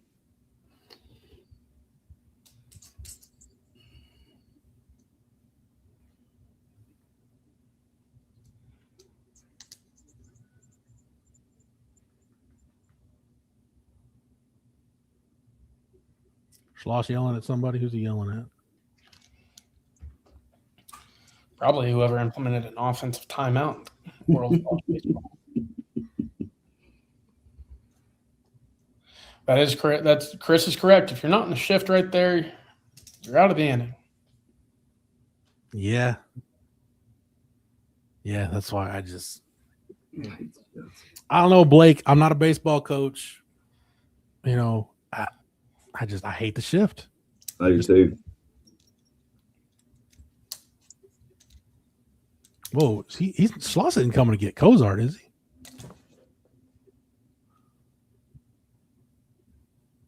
That's rare. Schloss doesn't. Blake, I can't remember him making a mound visit where it wasn't a pitching change. No, yeah. He's never on that first visit.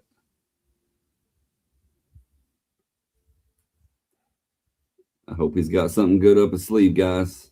What do you think he told them? Have fun. What's your favorite ice cream? Maybe what VY told everybody on the sideline before that last drive in the Rose Bowl. Let him hang. All right. Let's see what you got here. VY said it a little bit different than I did, but I don't want to. I don't want to get us in trouble. So.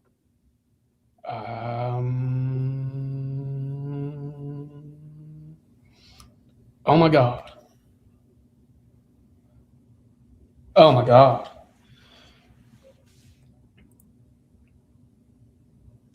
I just don't get it. Oh, they need to look at that. I don't get it. There have been 65 games of baseball played this year. Communication from left field to shortstop should be had by now. The fact that there's even contact, I mean, the catch is impressive, but the fact that there's even contact there, one, messes up the throw from A-Rod to home. Two, should have been the outfielder's ball to begin with. Three, should have been an out at home because of the throw. And I don't know if he got the tag on him at all. That right there is very poor baseball.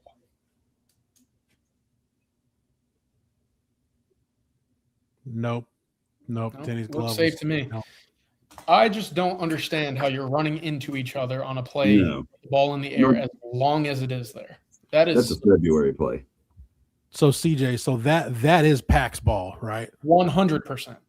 Okay. But that's on Pack to get in position. That's on Pack to call him off earlier, and that's on Pack to make the throw home. The fact that, as Adrian Rodriguez is sitting underneath it, and credit to him for getting into position, the fact that Pack isn't sitting there wound up, I mean, he's lucky to hold on to that ball. The fact that Pack isn't sitting there coming through the baseball to throw home, that's on him entirely. That's a freshman mistake. Yeah, A-Rod it seemed like he almost makes this throw flat-footed. I mean, he was getting tackled. He did make it flat-footed.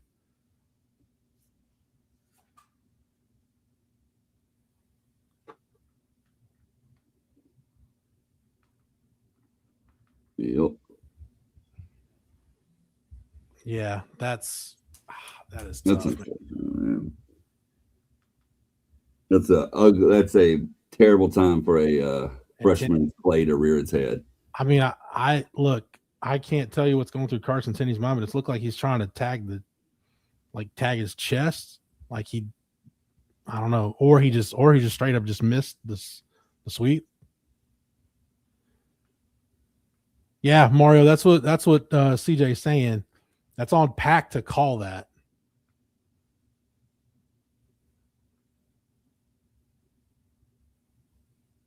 Damn, man.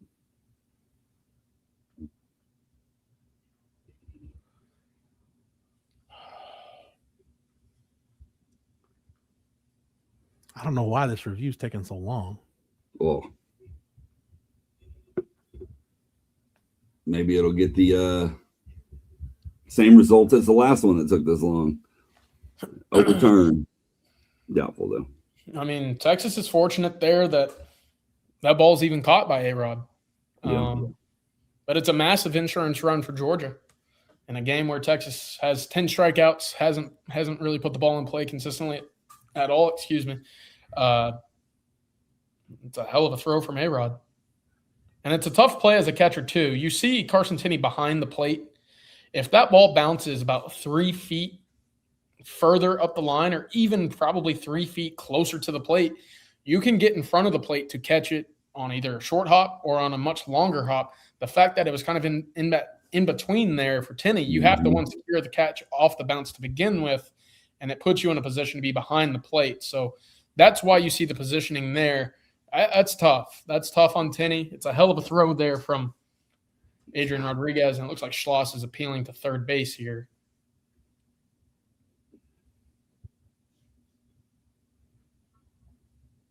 Horn's truth, yes, A-Rod is returning next year.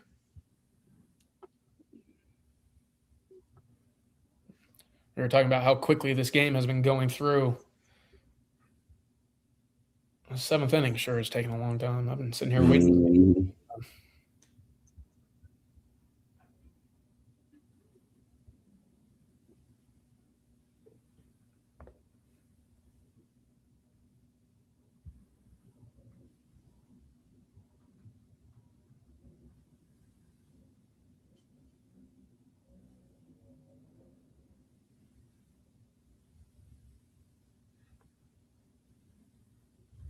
Mm.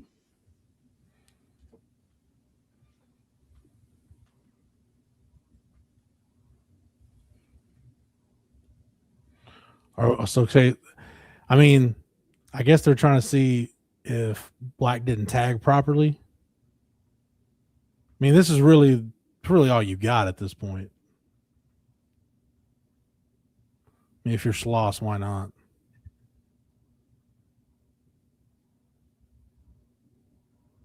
Yeah.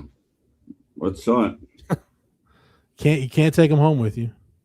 No. They definitely don't roll over to next year.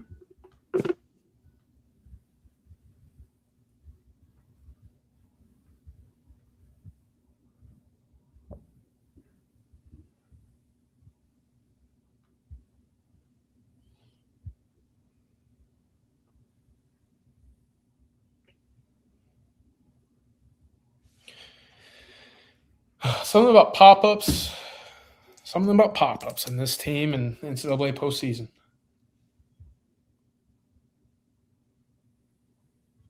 Is that too early to say too? But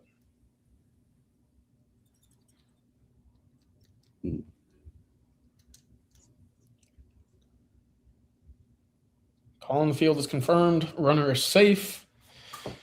2-0 Georgia. 2 outs in the 7th inning.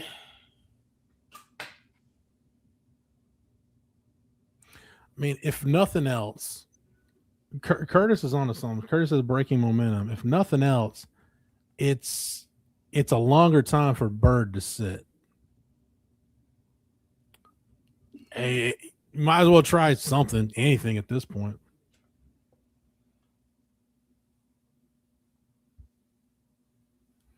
The fact that A-Rod's throw even got there with a chance to make the play, it's a hell of a throw. Yeah. Even though he probably shouldn't have been the guy throwing it to begin with, but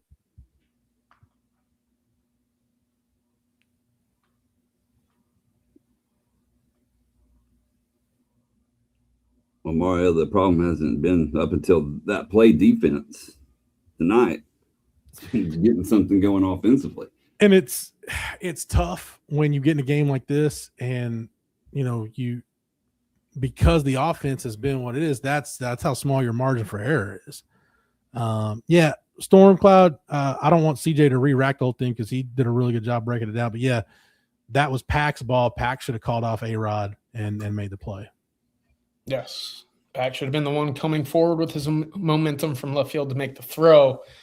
Impressive throw, obviously, from Adrian Rodriguez. And again, just quickly, where that ball bounces down the line is why Tenney is positioned behind the plate. If he's positioned in front of it and gets the in-between hop there, there's no guarantee he catches the ball. The run's safe. Now you have a runner on third as well. That's a 4-pitch walk from Tenney coming off of all of this hoopla. You got 2 on, 2 out again. Can't go to the mound. You've done that. So yeah. Well, it just, gosh, in games like this, man, it's when the margins are so small. That's what hurts is when, you're giving up runs on stuff you've repped. I mean, how many times have they probably repped that going back to the fall, worked on that situation? It's just tough.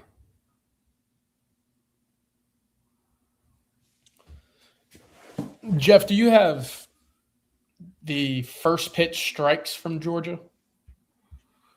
Thrown by Georgia? Thrown by Georgia? Give me a minute and I might be able to find them. Hang on. You can do that whenever I sing Take Me Out to the Ball Game. Let's hope that brings us some good luck. That might be when we lose half the audience. 0-2 pitch if you're Sam Cozart. I'm throwing that slider in the dirt or a fastball above his head. Looks like Tenney's. Oh, no. Oh, there you go. All right. I may have Head to into the middle of the seventh. CJ. What's that? May have to do some napkin math here. No, don't worry about it then. Yeah, I'm just showing strike percentage for Georgia. Total pitches 94 pitches for Georgia, 64 for strikes. Texas is 123 and 74 now. Gosh, man, that's just All right, boys. It's time. All right. Take me out to the ball game. Take me out to the crowd. Buy me some peanuts and Cracker Jacks. I don't care if I never get back, so let's root for the Longhorns. If they don't win, it's a shame. For it's 1, 2, 3 strikes, you're out at the old ball game.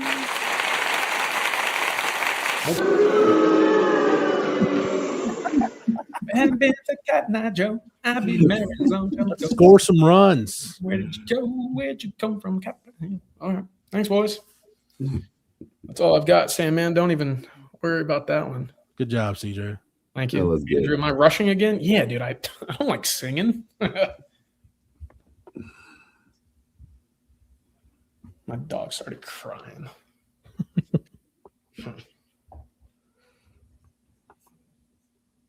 My window cracked. Boys. Fellas. Hey, Matthew, can we get some Ace Ventura for good luck? Get some Ace Ventura for the rally. Just a little bit. There we go. All right. Let's do it for Ace. There we go. Like it. Thank you. Yesterday was better, yeah. Bevo, I don't know, man. Matthew is the MVP on Texas football. Or should CJ get a raise for adding some in-game entertainment? Just saying. Good news for Texas here. You are well within striking distance. We've seen this team score 2 runs 100 times this year, being facetious there, but obviously they've struggled against Georgia in just about anything when it comes to putting runs, points, whatever you want to call them on the board in any sport. So you got 3 opportunities, 9 outs to do exactly that. And the best part about it is, well, you get the middle, the top half of your order up at the plate at least one more time. Yes, due up this inning, Becerra, Larson, Borba due up. Maybe Bottom of the 7th. the Casey Borba home run is upon us.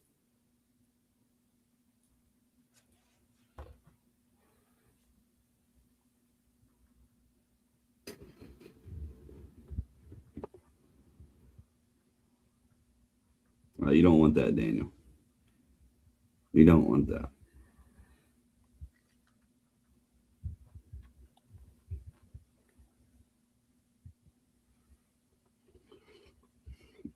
Team is blue, man. Josh, you know what? I just gotta look at things through glass half full. Team is blue. It doesn't do me good personally to look at it half empty. I like it, Jeff. I like it. Oh. I got a beach ball on the field. Did y'all see that World Cup ball? The big inflated thing that the storm knocked loose and it rolled through the streets. Uh-huh. Wow. Kyle with the super chat. Shout out to my wife for making me cookies to calm my nerves. She's the best. Oh. Good woman, Kyle. Nope. That is a fly ball. Well, hey, Timo's making contact at least. You know, give him that. Just wish we would land fair at some point. But, you know, hey. Is what it is. Justin Bird's been fantastic since coming on. LBS, that's a little much, dude. Blake, if you went and asked Krista to make you cookies right now, what do you think her response would be? She would. Yeah. She would. What if you asked Tate? I can't say what he would tell me. Hey, Blake, how have we gotten all these super chats tonight, and we have not gotten a single Colt Monroe super chat? I don't know what he's doing in there. They were outside playing wiffle ball a little bit ago. He probably actually got the hit tonight since I wasn't out there pitching, so good for him. Blake's like Will Ferrell with his mom in Wedding Crashers. I never know what he's doing back there. All right, Ashton Larson. Let's see. String together two strike hit here. And he does not.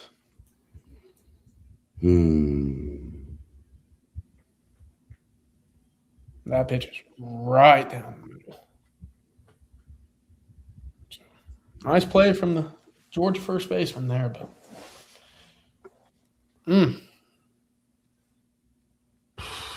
Yes, Daniel, he does.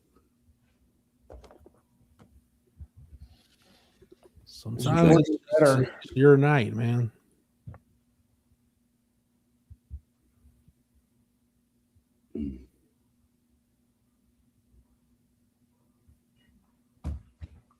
I mean, this was the fear of mine coming into the College World Series. Is that bottom half of the lineup. If you can't get anything going with it, it becomes a graveyard of innings. Mm-hmm. Agreed. A ground out from Borba ends the frame. Texas goes 1-2-3. I mean, just get nothing out of it right now.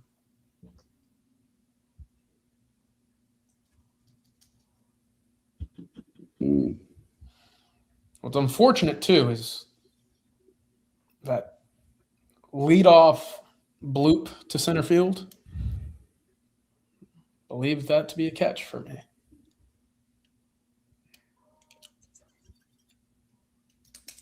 Completely unavoidable second run. And now 2 runs is looking insurmountable, given how Texas has swung the bat today.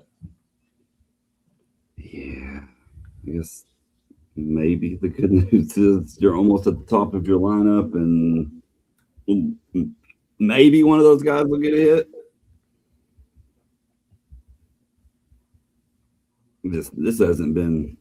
Kyle, you're right. Hey, to be fair, Robbins and Tenney haven't hit well either at the College World Series. You're spot on. They've had a rough outing.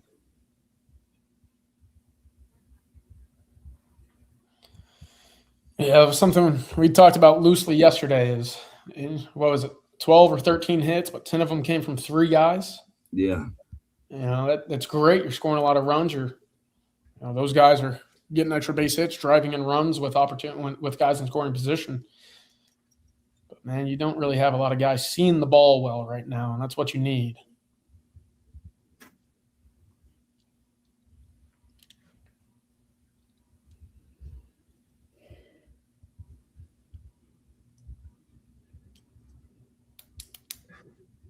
For the past 25 years, Texas hasn't hit well in the College World Series.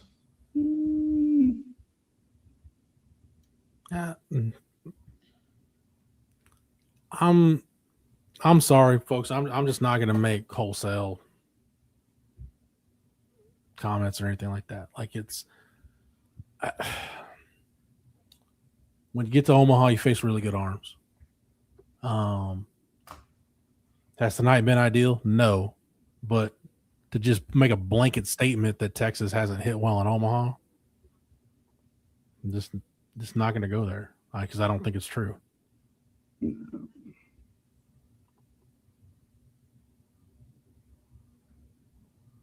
Kozer 7, that yes, consistently. That is fair.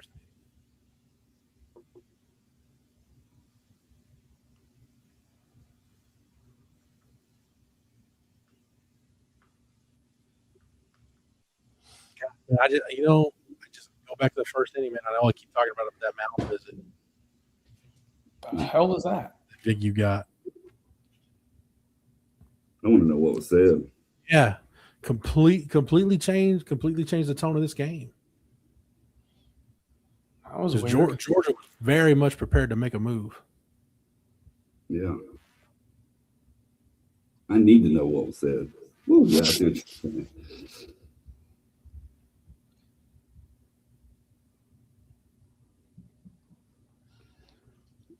John, it's just one of those things too where you get hot at the right time. It may not be that they're better, but they're maybe better at this moment. Are they better overall? I mean, that's up for discussion, but a lot of Omaha, what it is getting hot at the right time and staying hot. And right now, that ain't Texas. It's a nice first out of the inning there.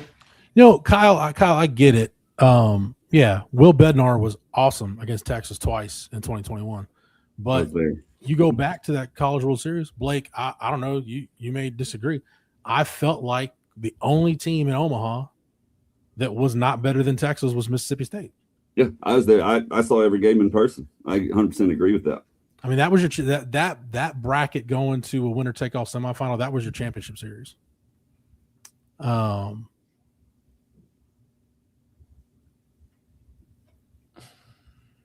No, it's just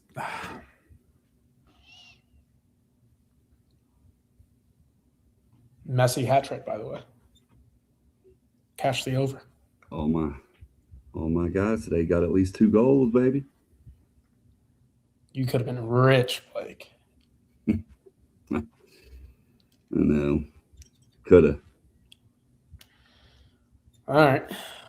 Back-to-back Ks, back-to-back strikeouts are looking. Good morning, good afternoon, and good night, says Sam Cozart. 4th strikeout tonight. 2 outs in the top of the 8th. I think Cozart, that tarp's off. Look, I don't think I'm going to be participating in that. I don't want the channel to be flagged. Also, just don't know who's watching, right? But I lost my train of thought. Disregard.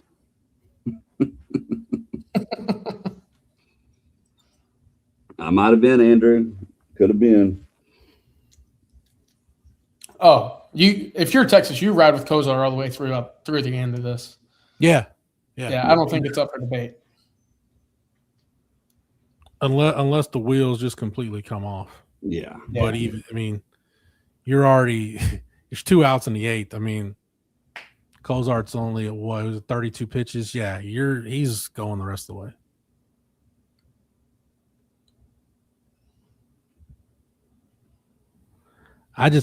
The thing about the offense that bums me out is you could not have asked Luke Harrison to put up a better performance than he did tonight.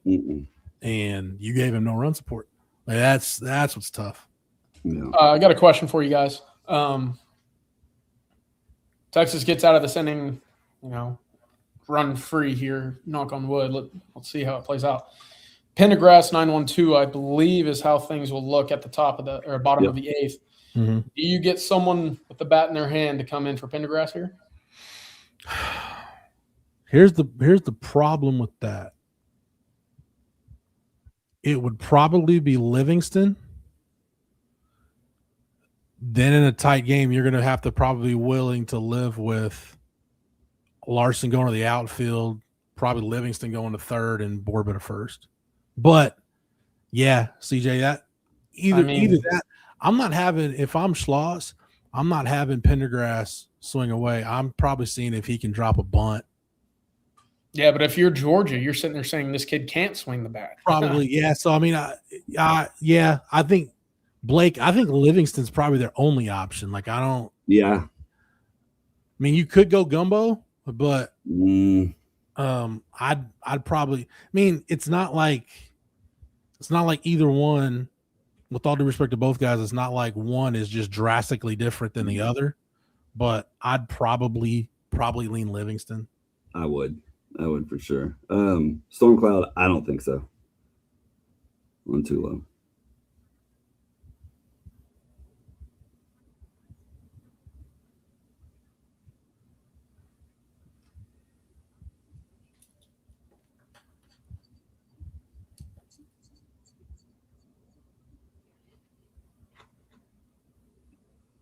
Getting crunch time, fellas.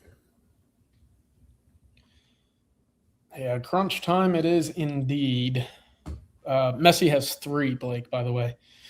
But Jeff, I'm with you. I think I go to Josh Livingston here, and I'll figure out the fielding after that. I know the fielding has been a hot topic in this game. Yeah, that's exactly what they're doing. They're going to pinch hit. They're going to hit Livingston for Pendergrass right here. Yep, I think that is absolutely the correct decision because it's just been a graveyard in that bottom half of the lineup. You've given, I know Tenney has been, Robbins hasn't been great today. He hadn't been great yesterday, but sometimes you just need a guy on base to I don't know about you guys when y'all played ball. I don't know about this for folks in the chat, but there's something mentally for me where I just loved seeing guys out of the stretch more than I liked them out of the windup. I don't know what it is. I don't even know if it statistically backed anything up for me, but there was just something to it. I wonder if, getting a guy on early here could be the difference for Texas. It could. Just put some pressure on Bird, and you never know. You get the lefty righty. First pitch strike.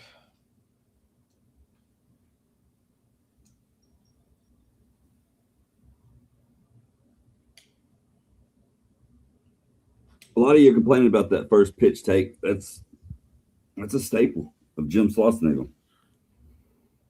I mean, they're gonna do it. So I mean,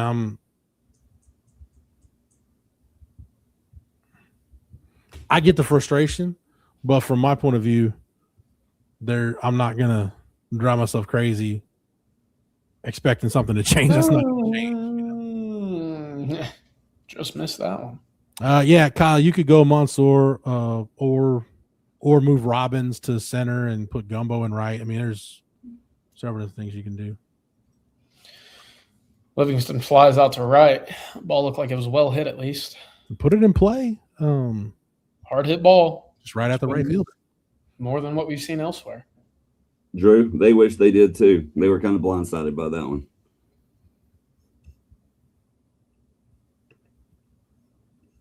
Rudy, I don't know if it's necessarily swinging for the fences. They're just trying to put the ball in play. I mean, again, CJ, I lean to you and Blake on baseball knowledge and nuances. The pitcher's got a plan too. So, yeah, and you're seeing that today against Aiden Robbins. It's been slider, slider, slider, slider. And so far, we've yet to see a whole lot of contact. Yeah, they do their homework. It's a good take on the 1-2 or the 0-2 right there. It's tough that the guys that got you here are it just ain't happening for them when you need it to. All right. Pitch. Pretty good time for Aiden Robbins' second hit of the College World Series. There we go, baby. Yeah. All right. So there it is. There's a little life. And if you're an optimistic fellow like myself, you like seeing 2 back-to-back hard hit balls, 2 barrels, if you will, to lead off the bottom of the 8th. Is that any indication that Bird's tiring? I don't know. But that's 103 off the bat from Aiden Robbins after Josh Livingston goes to the track on a ball with a lot of topspin. Tenney hadn't seen a decent pitch to hit pretty much the whole time he's been in Omaha, I don't think. No, but definitely you certainly can't dance around him now with Pat coming up. If you get Tenney on base, you start puckering a little bit if you're Georgia.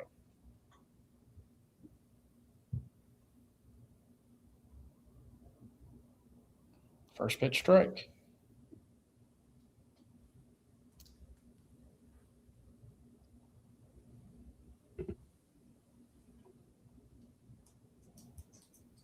Please get me out of the on cam. Oh, Tenney. Oh, Tenny, that might have been the pitch I would have swung at. Boy, that is tough. That is tough, man. 0-2 for Tenny. Strikeout looking. That's tough. That hurts my brain when you strike out looking.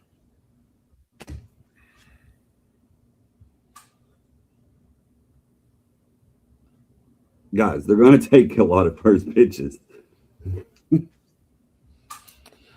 It's been happening forever. Good morning, good afternoon, and good night right there.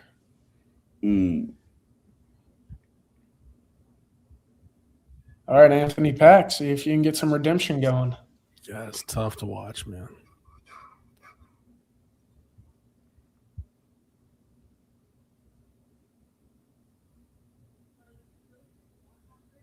Man. First pitch strike. Bird's been fantastic. He has.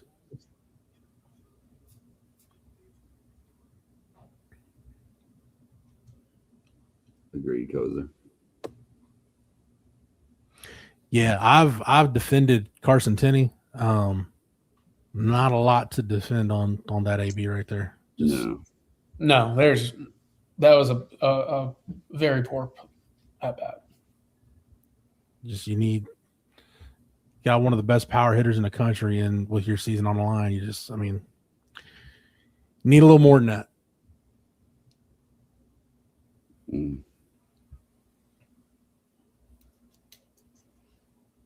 2-1 count to Pack. I mean, this is their best chance right here. If Pac-Man can get on, and you get A-Rod up with 2 on, that would be ideal. That would be so huge. 3-1. It's been slider, slider, slider, slider. I think that's probably why you saw Tenney frozen. Probably anticipating a slider there. But 0-2 fastball, middle. Gonna have to take the bat off the shoulder. There we go. Pack works a walk. All right, 2 on, baby. 2 down. 2-run lead for Georgia. Here comes A-Rod. This is the hottest hitter in America. This is probably it right here, boys.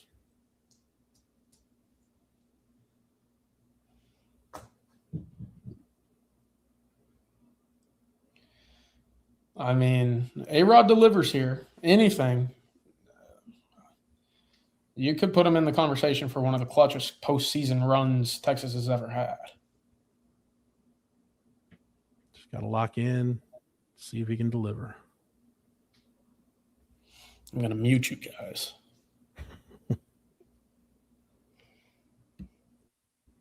Got to make sure I don't look at the screen because it's ahead.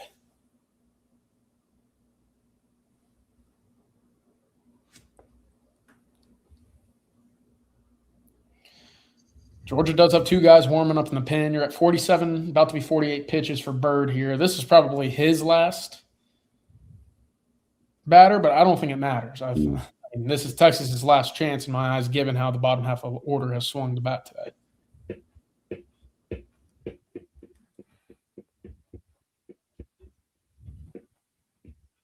Yeah, CJ, this is probably your last and best chance if you're Texas.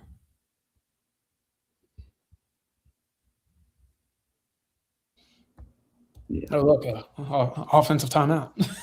The last offensive timeout for Adrian Rodriguez ended up with a bases clearing double against Oregon. I guess a 2-run double down the left field line. So maybe. I'm just saying. You got speed at first. Anything in the gap is likely 2 runs. Tie this thing up.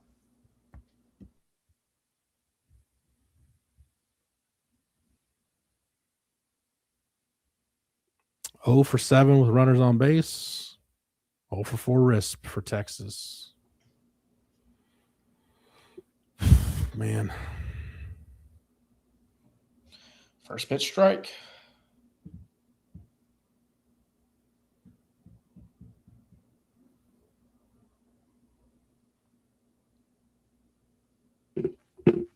Took a good cut.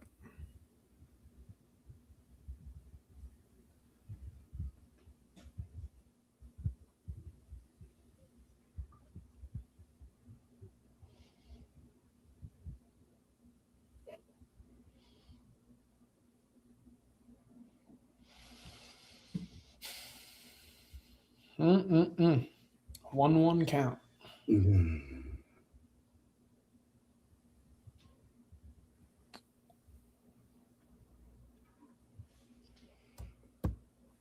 I don't know. No. I don't know. You get a 1-1 count.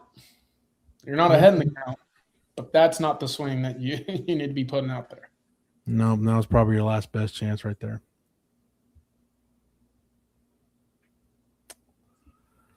Oh, man.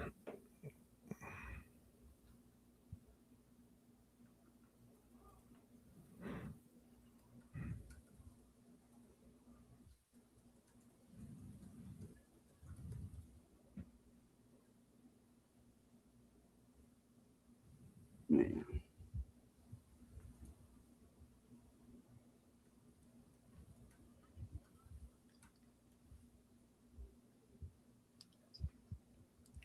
Well, guys, the pressure goes back to Sam Cozart Yep. to keep it a 2-run game.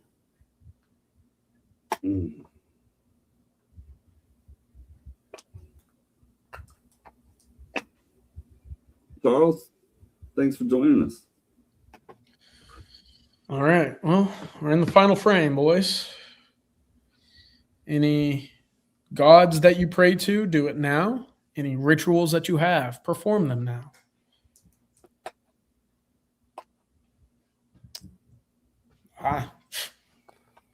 Jeff, that's a good point.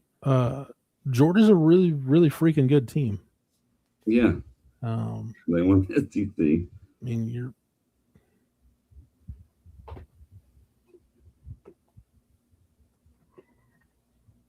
that doesn't excuse some of the stuff that Texas had plenty of chances.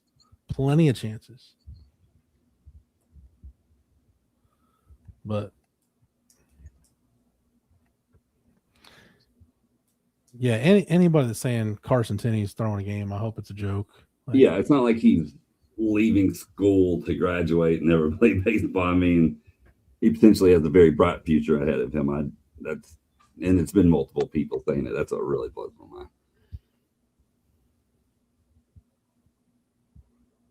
Yeah, no question. I forget who said it.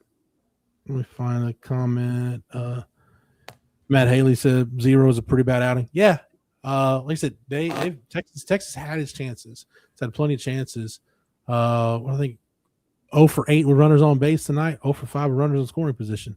And that's that last scenario we talked about, 2 on, 2 out, and A-Rod up. I mean, you couldn't ask for more than that to try to tie the game or one swing of the bat take the lead. So,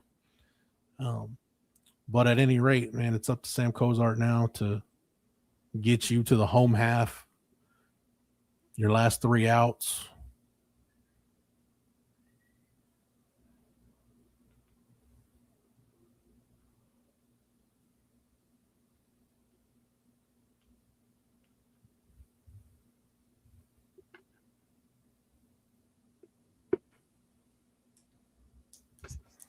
By the way, in case anybody cares at this point, they did go Mansour for Livingston, so Mansour in center. No defensive changes other than that.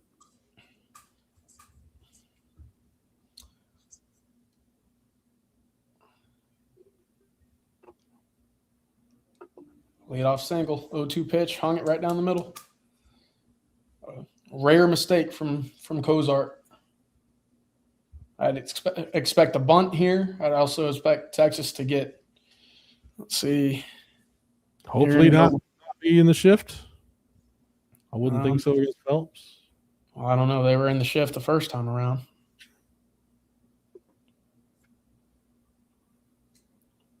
Let's see. Second base moving on over. Trey Phillips really the difference of this game. Those are I would imagine nobody cares about that. With all due respect to Maddox Mansour, I don't think anybody really cares about the defensive changes for this inning. Just checking a box at this point. Just checking a box.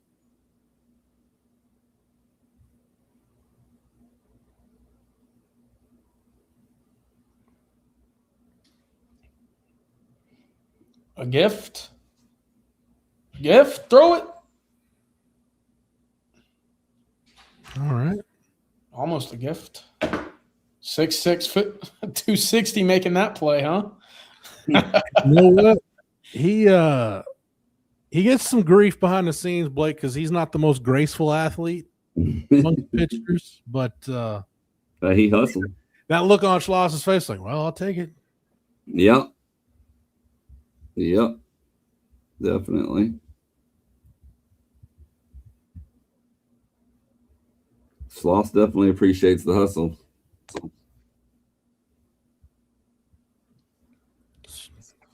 Dig out. We've seen him not like it too.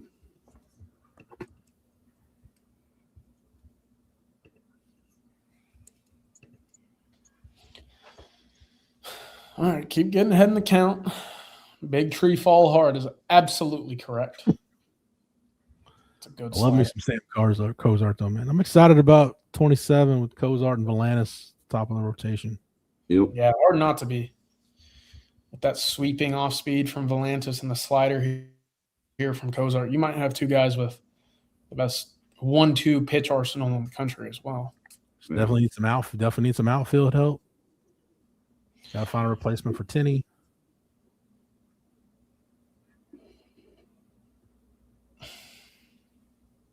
And you've had a couple of Schloss recruiting classes, and at the level they recruit, that has to get you excited. Yeah, we talked about that, Blake, and we were talking. You hit on a little bit when you and Jerry and I did the commitment piece today on Issa Torres. Similar to softball, like Schloss has done the same thing with baseball, where your core is going to be guys that you recruited as high school recruits. Which next year it'll be A-Rod, Pac-Man, Valanis, Cozart. Yeah, and they recruited. There's maybe one other program that's on their level in the last couple of years as far as high school recruiting goes, and they're over there in Baton Rouge. But other than that, almost say Tennessee, almost. But man, they get a couple more behind them. It's going to be fun to watch, especially when you're plugging in some elite players from the portal along the way. That is the likely Golden Spikes Award winner, by the way, and Cozart just put him away, getting him to chase outside. He undressed him. I know we talked about it earlier with the Eye Black and Bryce Harper. I don't know who's to blame. Maybe Jorge Soler for the neon. But all the neon here for this kid from Georgia at the plate, get that out of baseball.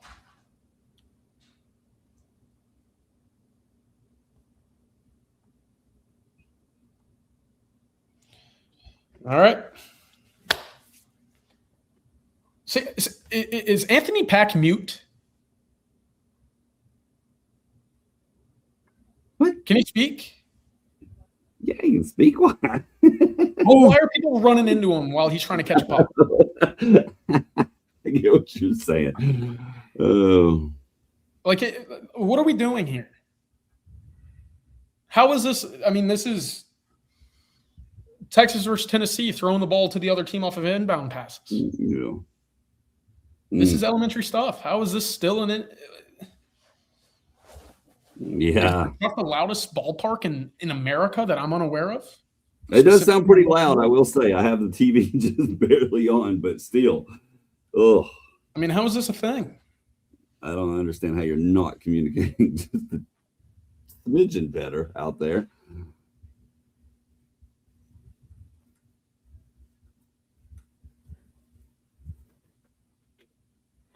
That's like when you're the punt returner, you got to make that Peter call. You better be yelling at the top of your lungs. Otherwise, you'll be responsible for somebody touching a punt.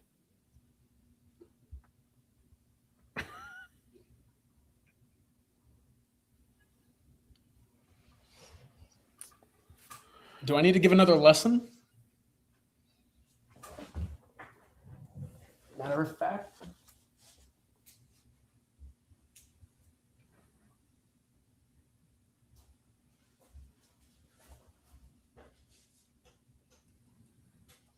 I got one thing to break out, Jeff, for good luck. I think I've showed this to you before, Jeff. Maybe I have, maybe I haven't, but let's hope it brings the good luck. These are all real autographs. I can't. Dude, that is the real deal. We're going to harness the power. We got Reggie Jackson on here, Willie Mays, Frank Robinson, Ernie Banks, who am I thinking? Ted Williams, Mickey Mantle, Hank Aaron, Harmon Killebrew, and a couple of other guys on there. But let's hope this is going to be my ritual for tonight. We're going to harness the power of these guys, these Hall of Famers right here. Send that good juju over to the Longhorns in Omaha for the bottom of the ninth, man. I love it, man. That's a hell of a piece. It is. Was that really a strike to Doza on that first pitch? A little bit outside of me, but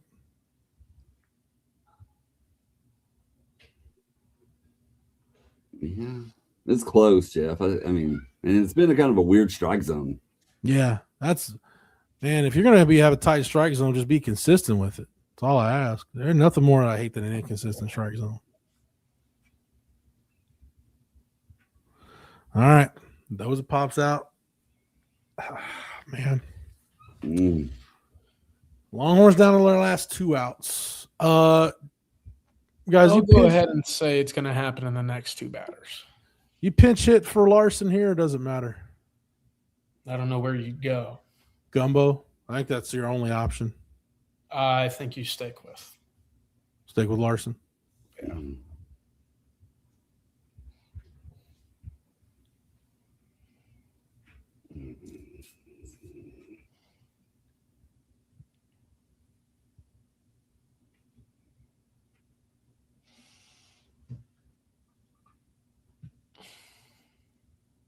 First pitch strike.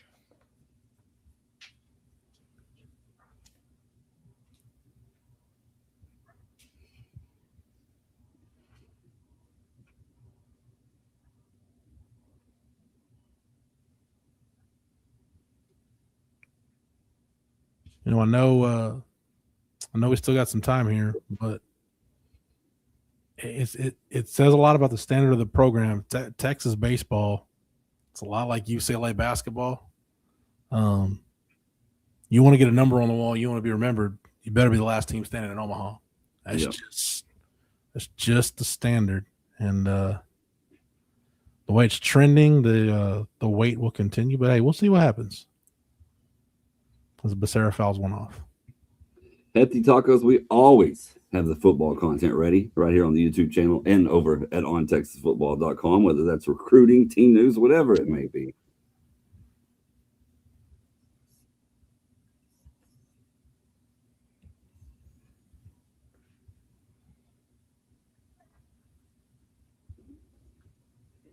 Really made contact, fellas.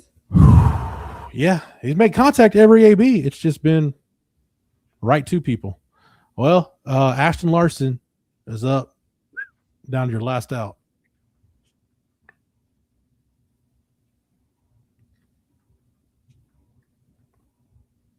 You know, looking back, though, with the very first bases loaded we did, I asked season success if we get to Omaha. Yeah, it's a success. And we all said yes. Yeah, just it's disappointing. No. It's disappointing, but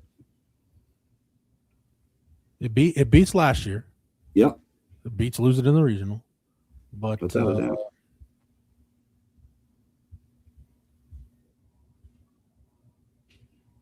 yeah, just year 1 to year 2. So what does year 2 to year 3 bring?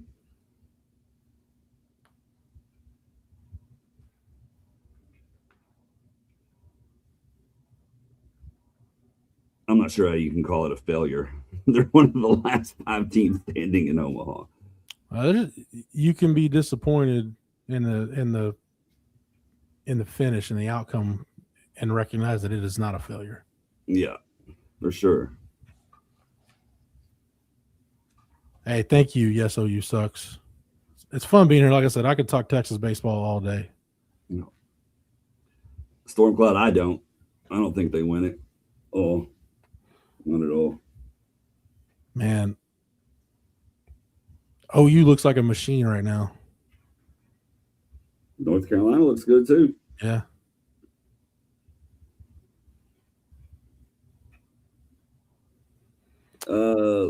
Line, yes, maybe. We'll see. All right. That's strike 3. Texas falls 2-0. Georgia 2 hits, or 2 runs, 5 hits, 1 error. Texas no runs, 4 hits, 1 error. 11 strikeouts in the 2 games. They were outscored 13-1, I believe. 26 strikeouts. That ends season number 2 for Jim Schlossnagle. Texas, the 5th or 6th team, depending on how you want to go about it, left standing in Omaha in the country. It's another, again, we went through it, a successful season. Yeah. Not a season that will be remembered forever, unfortunately. It's a good year when you get to Omaha. But Schloss has talked about it. Like, hey, this is why he left A&M. A really good situation at A&M. You got to finish the job. And they did not do that this year. So, again, as CJ said, the final tonight, Georgia 2, Texas 0. Hey, seriously, before we wrap it up, tip of the cap to Luke Harrison, 5 2/3, 11 strikeouts. First Longhorn pitcher since Brooks Kieschnick to have an 11 strikeout game in Omaha. 4 walks, 1 or 2 hits. Just emptied the tank in his last appearance as a Longhorn. Just your guys that you really needed to come through didn't come through. And that's just the way it goes sometimes. Blake, real quick, let's talk portal real quick before we wrap this up. I mentioned it earlier, but now that I'm bringing some finality to this, obviously they're going to look to add some pitchers. Yep. You're going to add outfield help. You're going to need a replacement for Tenney behind the plate. And there's no silver lining, but when I get back to Austin, they can really put the pedal to the floor on the portal. Oh, without a doubt, man. I was actually thinking about it during this game. Just that, Jeff. And I mean, it's a huge advantage to not be in the College World Series when it comes to portal recruiting. We've talked about this a couple of times now. So I expect as soon as they get back, I mean, it's full steam ahead. As you said, you need a catcher, you need a couple of pitchers, you need at least one more infielder, probably 2. And then you need 2 outfielders. So Texas lost out on a couple of guys already. We've seen Savoy go to A&M. We saw Hotchkiss go to Arizona State. And those were 2 up there. Then, of course, we saw Bino Waters head over to LSU as well. The good news is you got yourself a third baseman, and we can expect some good portal news soon. We'll leave it at that. We'll leave it at that for right now. But I really think everyone will be excited about some portal news before too long. And again, your core coming back. Yep. You've got Pac-Man. You've got Cozart, A-Rod, Valanis. It's going to be your core. Excited to see, let's say, Brody Walls, Michael Winter. Excited to see some of these freshman pitchers and what they do. Kozer 7, waiting to hear Mendoza comes back. Doza's decision, Casey Borba's decision also. Those 2 could impact what the staff does or doesn't do in the portal. So, CJ, you got any final thoughts on baseball season or the portal before we sign off? Yeah, you always get some outrageous takes whenever a season ends, especially in a frustrating way like this. For the folks going at Carson Tenney, for the folks going at Troy Tulowitzki, save it, because this was a very successful lineup. That was a very successful season for Carson Tenney. It was a very successful season for the top half of the lineup. Injuries obviously dinged up this team towards the end, and that's not an excuse. But at the end of the day, when you have multiple starters going into the season that don't end up finishing the season, that puts you in a pretty tough situation. I think that's why, obviously, we look at that bottom half of the lineup saying, well, where's more? Well, more is on the top step of the dugout. So I think this program's healthy, but there are some clear issues that they need to address in the portal, and I have no reason to think that they won't. Yep, they'll keep working towards it. Blake, final thoughts? Man, like I said, we said at the beginning of the year, if they made it to Omaha successful, Jeff, you put it best. You can still be disappointed. It can still be successful. I'm just excited to see what they do in the portal. Of course, don't forget, come check us out over at ontextfootball.com. We'll drop some portal notes tomorrow, actually. But that high school recruiting in full swing. The future's bright for Longhorns, no doubt about it. They're on the right track. It's just now you gotta, you can compete with the elite teams in the country. The staff can put together that kind of roster. Can you go from elite to being a championship team, being the last team left in Omaha? So we will keep track of it here on the channel and over on TexasFootball.com. CJ, Blake, thank you guys so much for the time and the knowledge and the intel and the expertise tonight. Big thank you to Matthew behind the scenes, hanging out, producing it, the MVP here at On Texas Football. Hey, Matthew, can we get Ace dancing in the courtyard one more time? I need that. I need a palate cleanser before we're done. There we go. All right. Awesome. Thank you, sir. Big shout out to everybody that participated in the chat and hung out with us. No matter your takes, whatever, we agree, disagree, whatever. Hey, we just appreciate the participation and everybody hanging out, especially the super chats that came through. Very much appreciated. Hey, if you're not a member over at OnTexasFootball.com, if you want the latest baseball portal intel, softball portal intel, recruiting information, we've got it over at OnTexasFootball.com. That's where we're posting it first. New subscribers, take advantage of our limited time offer, $3 for your first 3 months of access. Nobody in the Texas market is covering recruiting better than the staff at OTF. They're delivering the goods every day, so make sure you get over and check it out. Again, $3 for your first 3 months of access over at OnTexasFootball.com. Want a big thank you to our sponsors for tonight's Watch With Us and tonight's Tuesday night live stream, that being Prize Picks was our lead sponsor. Big thank you to Andy Ludicky and My Perfect Franchise, and big thank you to Mark Saunders, Allstate. Yes, make sure that you hit that like button before we're done. Make sure you're subscribed to the On Texas Football YouTube channel, and make sure you've got your notifications set so that way anytime we drop a video or go live, you're not missing any of our Longhorn coverage or breaking news. If you got any questions, comments, concerns, whatever you got, you're only a couple hours away now, so we got to let Blake get some sleep, a couple hours away from being able to give them to the guys tomorrow morning bright and early on Coffee and Football. And hey, if you need a pick-me-up, tomorrow's Wednesday. It means it's hump day with Hills, and that's always a good day here on Texas Football. So make sure you tune into that. CJ and I will be back tomorrow night with the normal Wednesday night live stream, but it'll be CJ and myself and Marcus Myers on Wednesday night. So as we close the 2026 baseball season and our bases loaded coverage for the 2026 season, it's been a great year. I want to thank everybody for hanging out, and big thank you to Blake and CJ for the time they've taken to record bases loaded and deliver the baseball content here over on OTF, not just on the site, but here on the channel as well. So for everybody in the chat that participated, for all of our sponsors, for CJ, for Blake, for Matthew, for the entire On Texas Football staff, I'm Jeff Howe. Thank you so much for watching and listening. And until next time, hook 'em.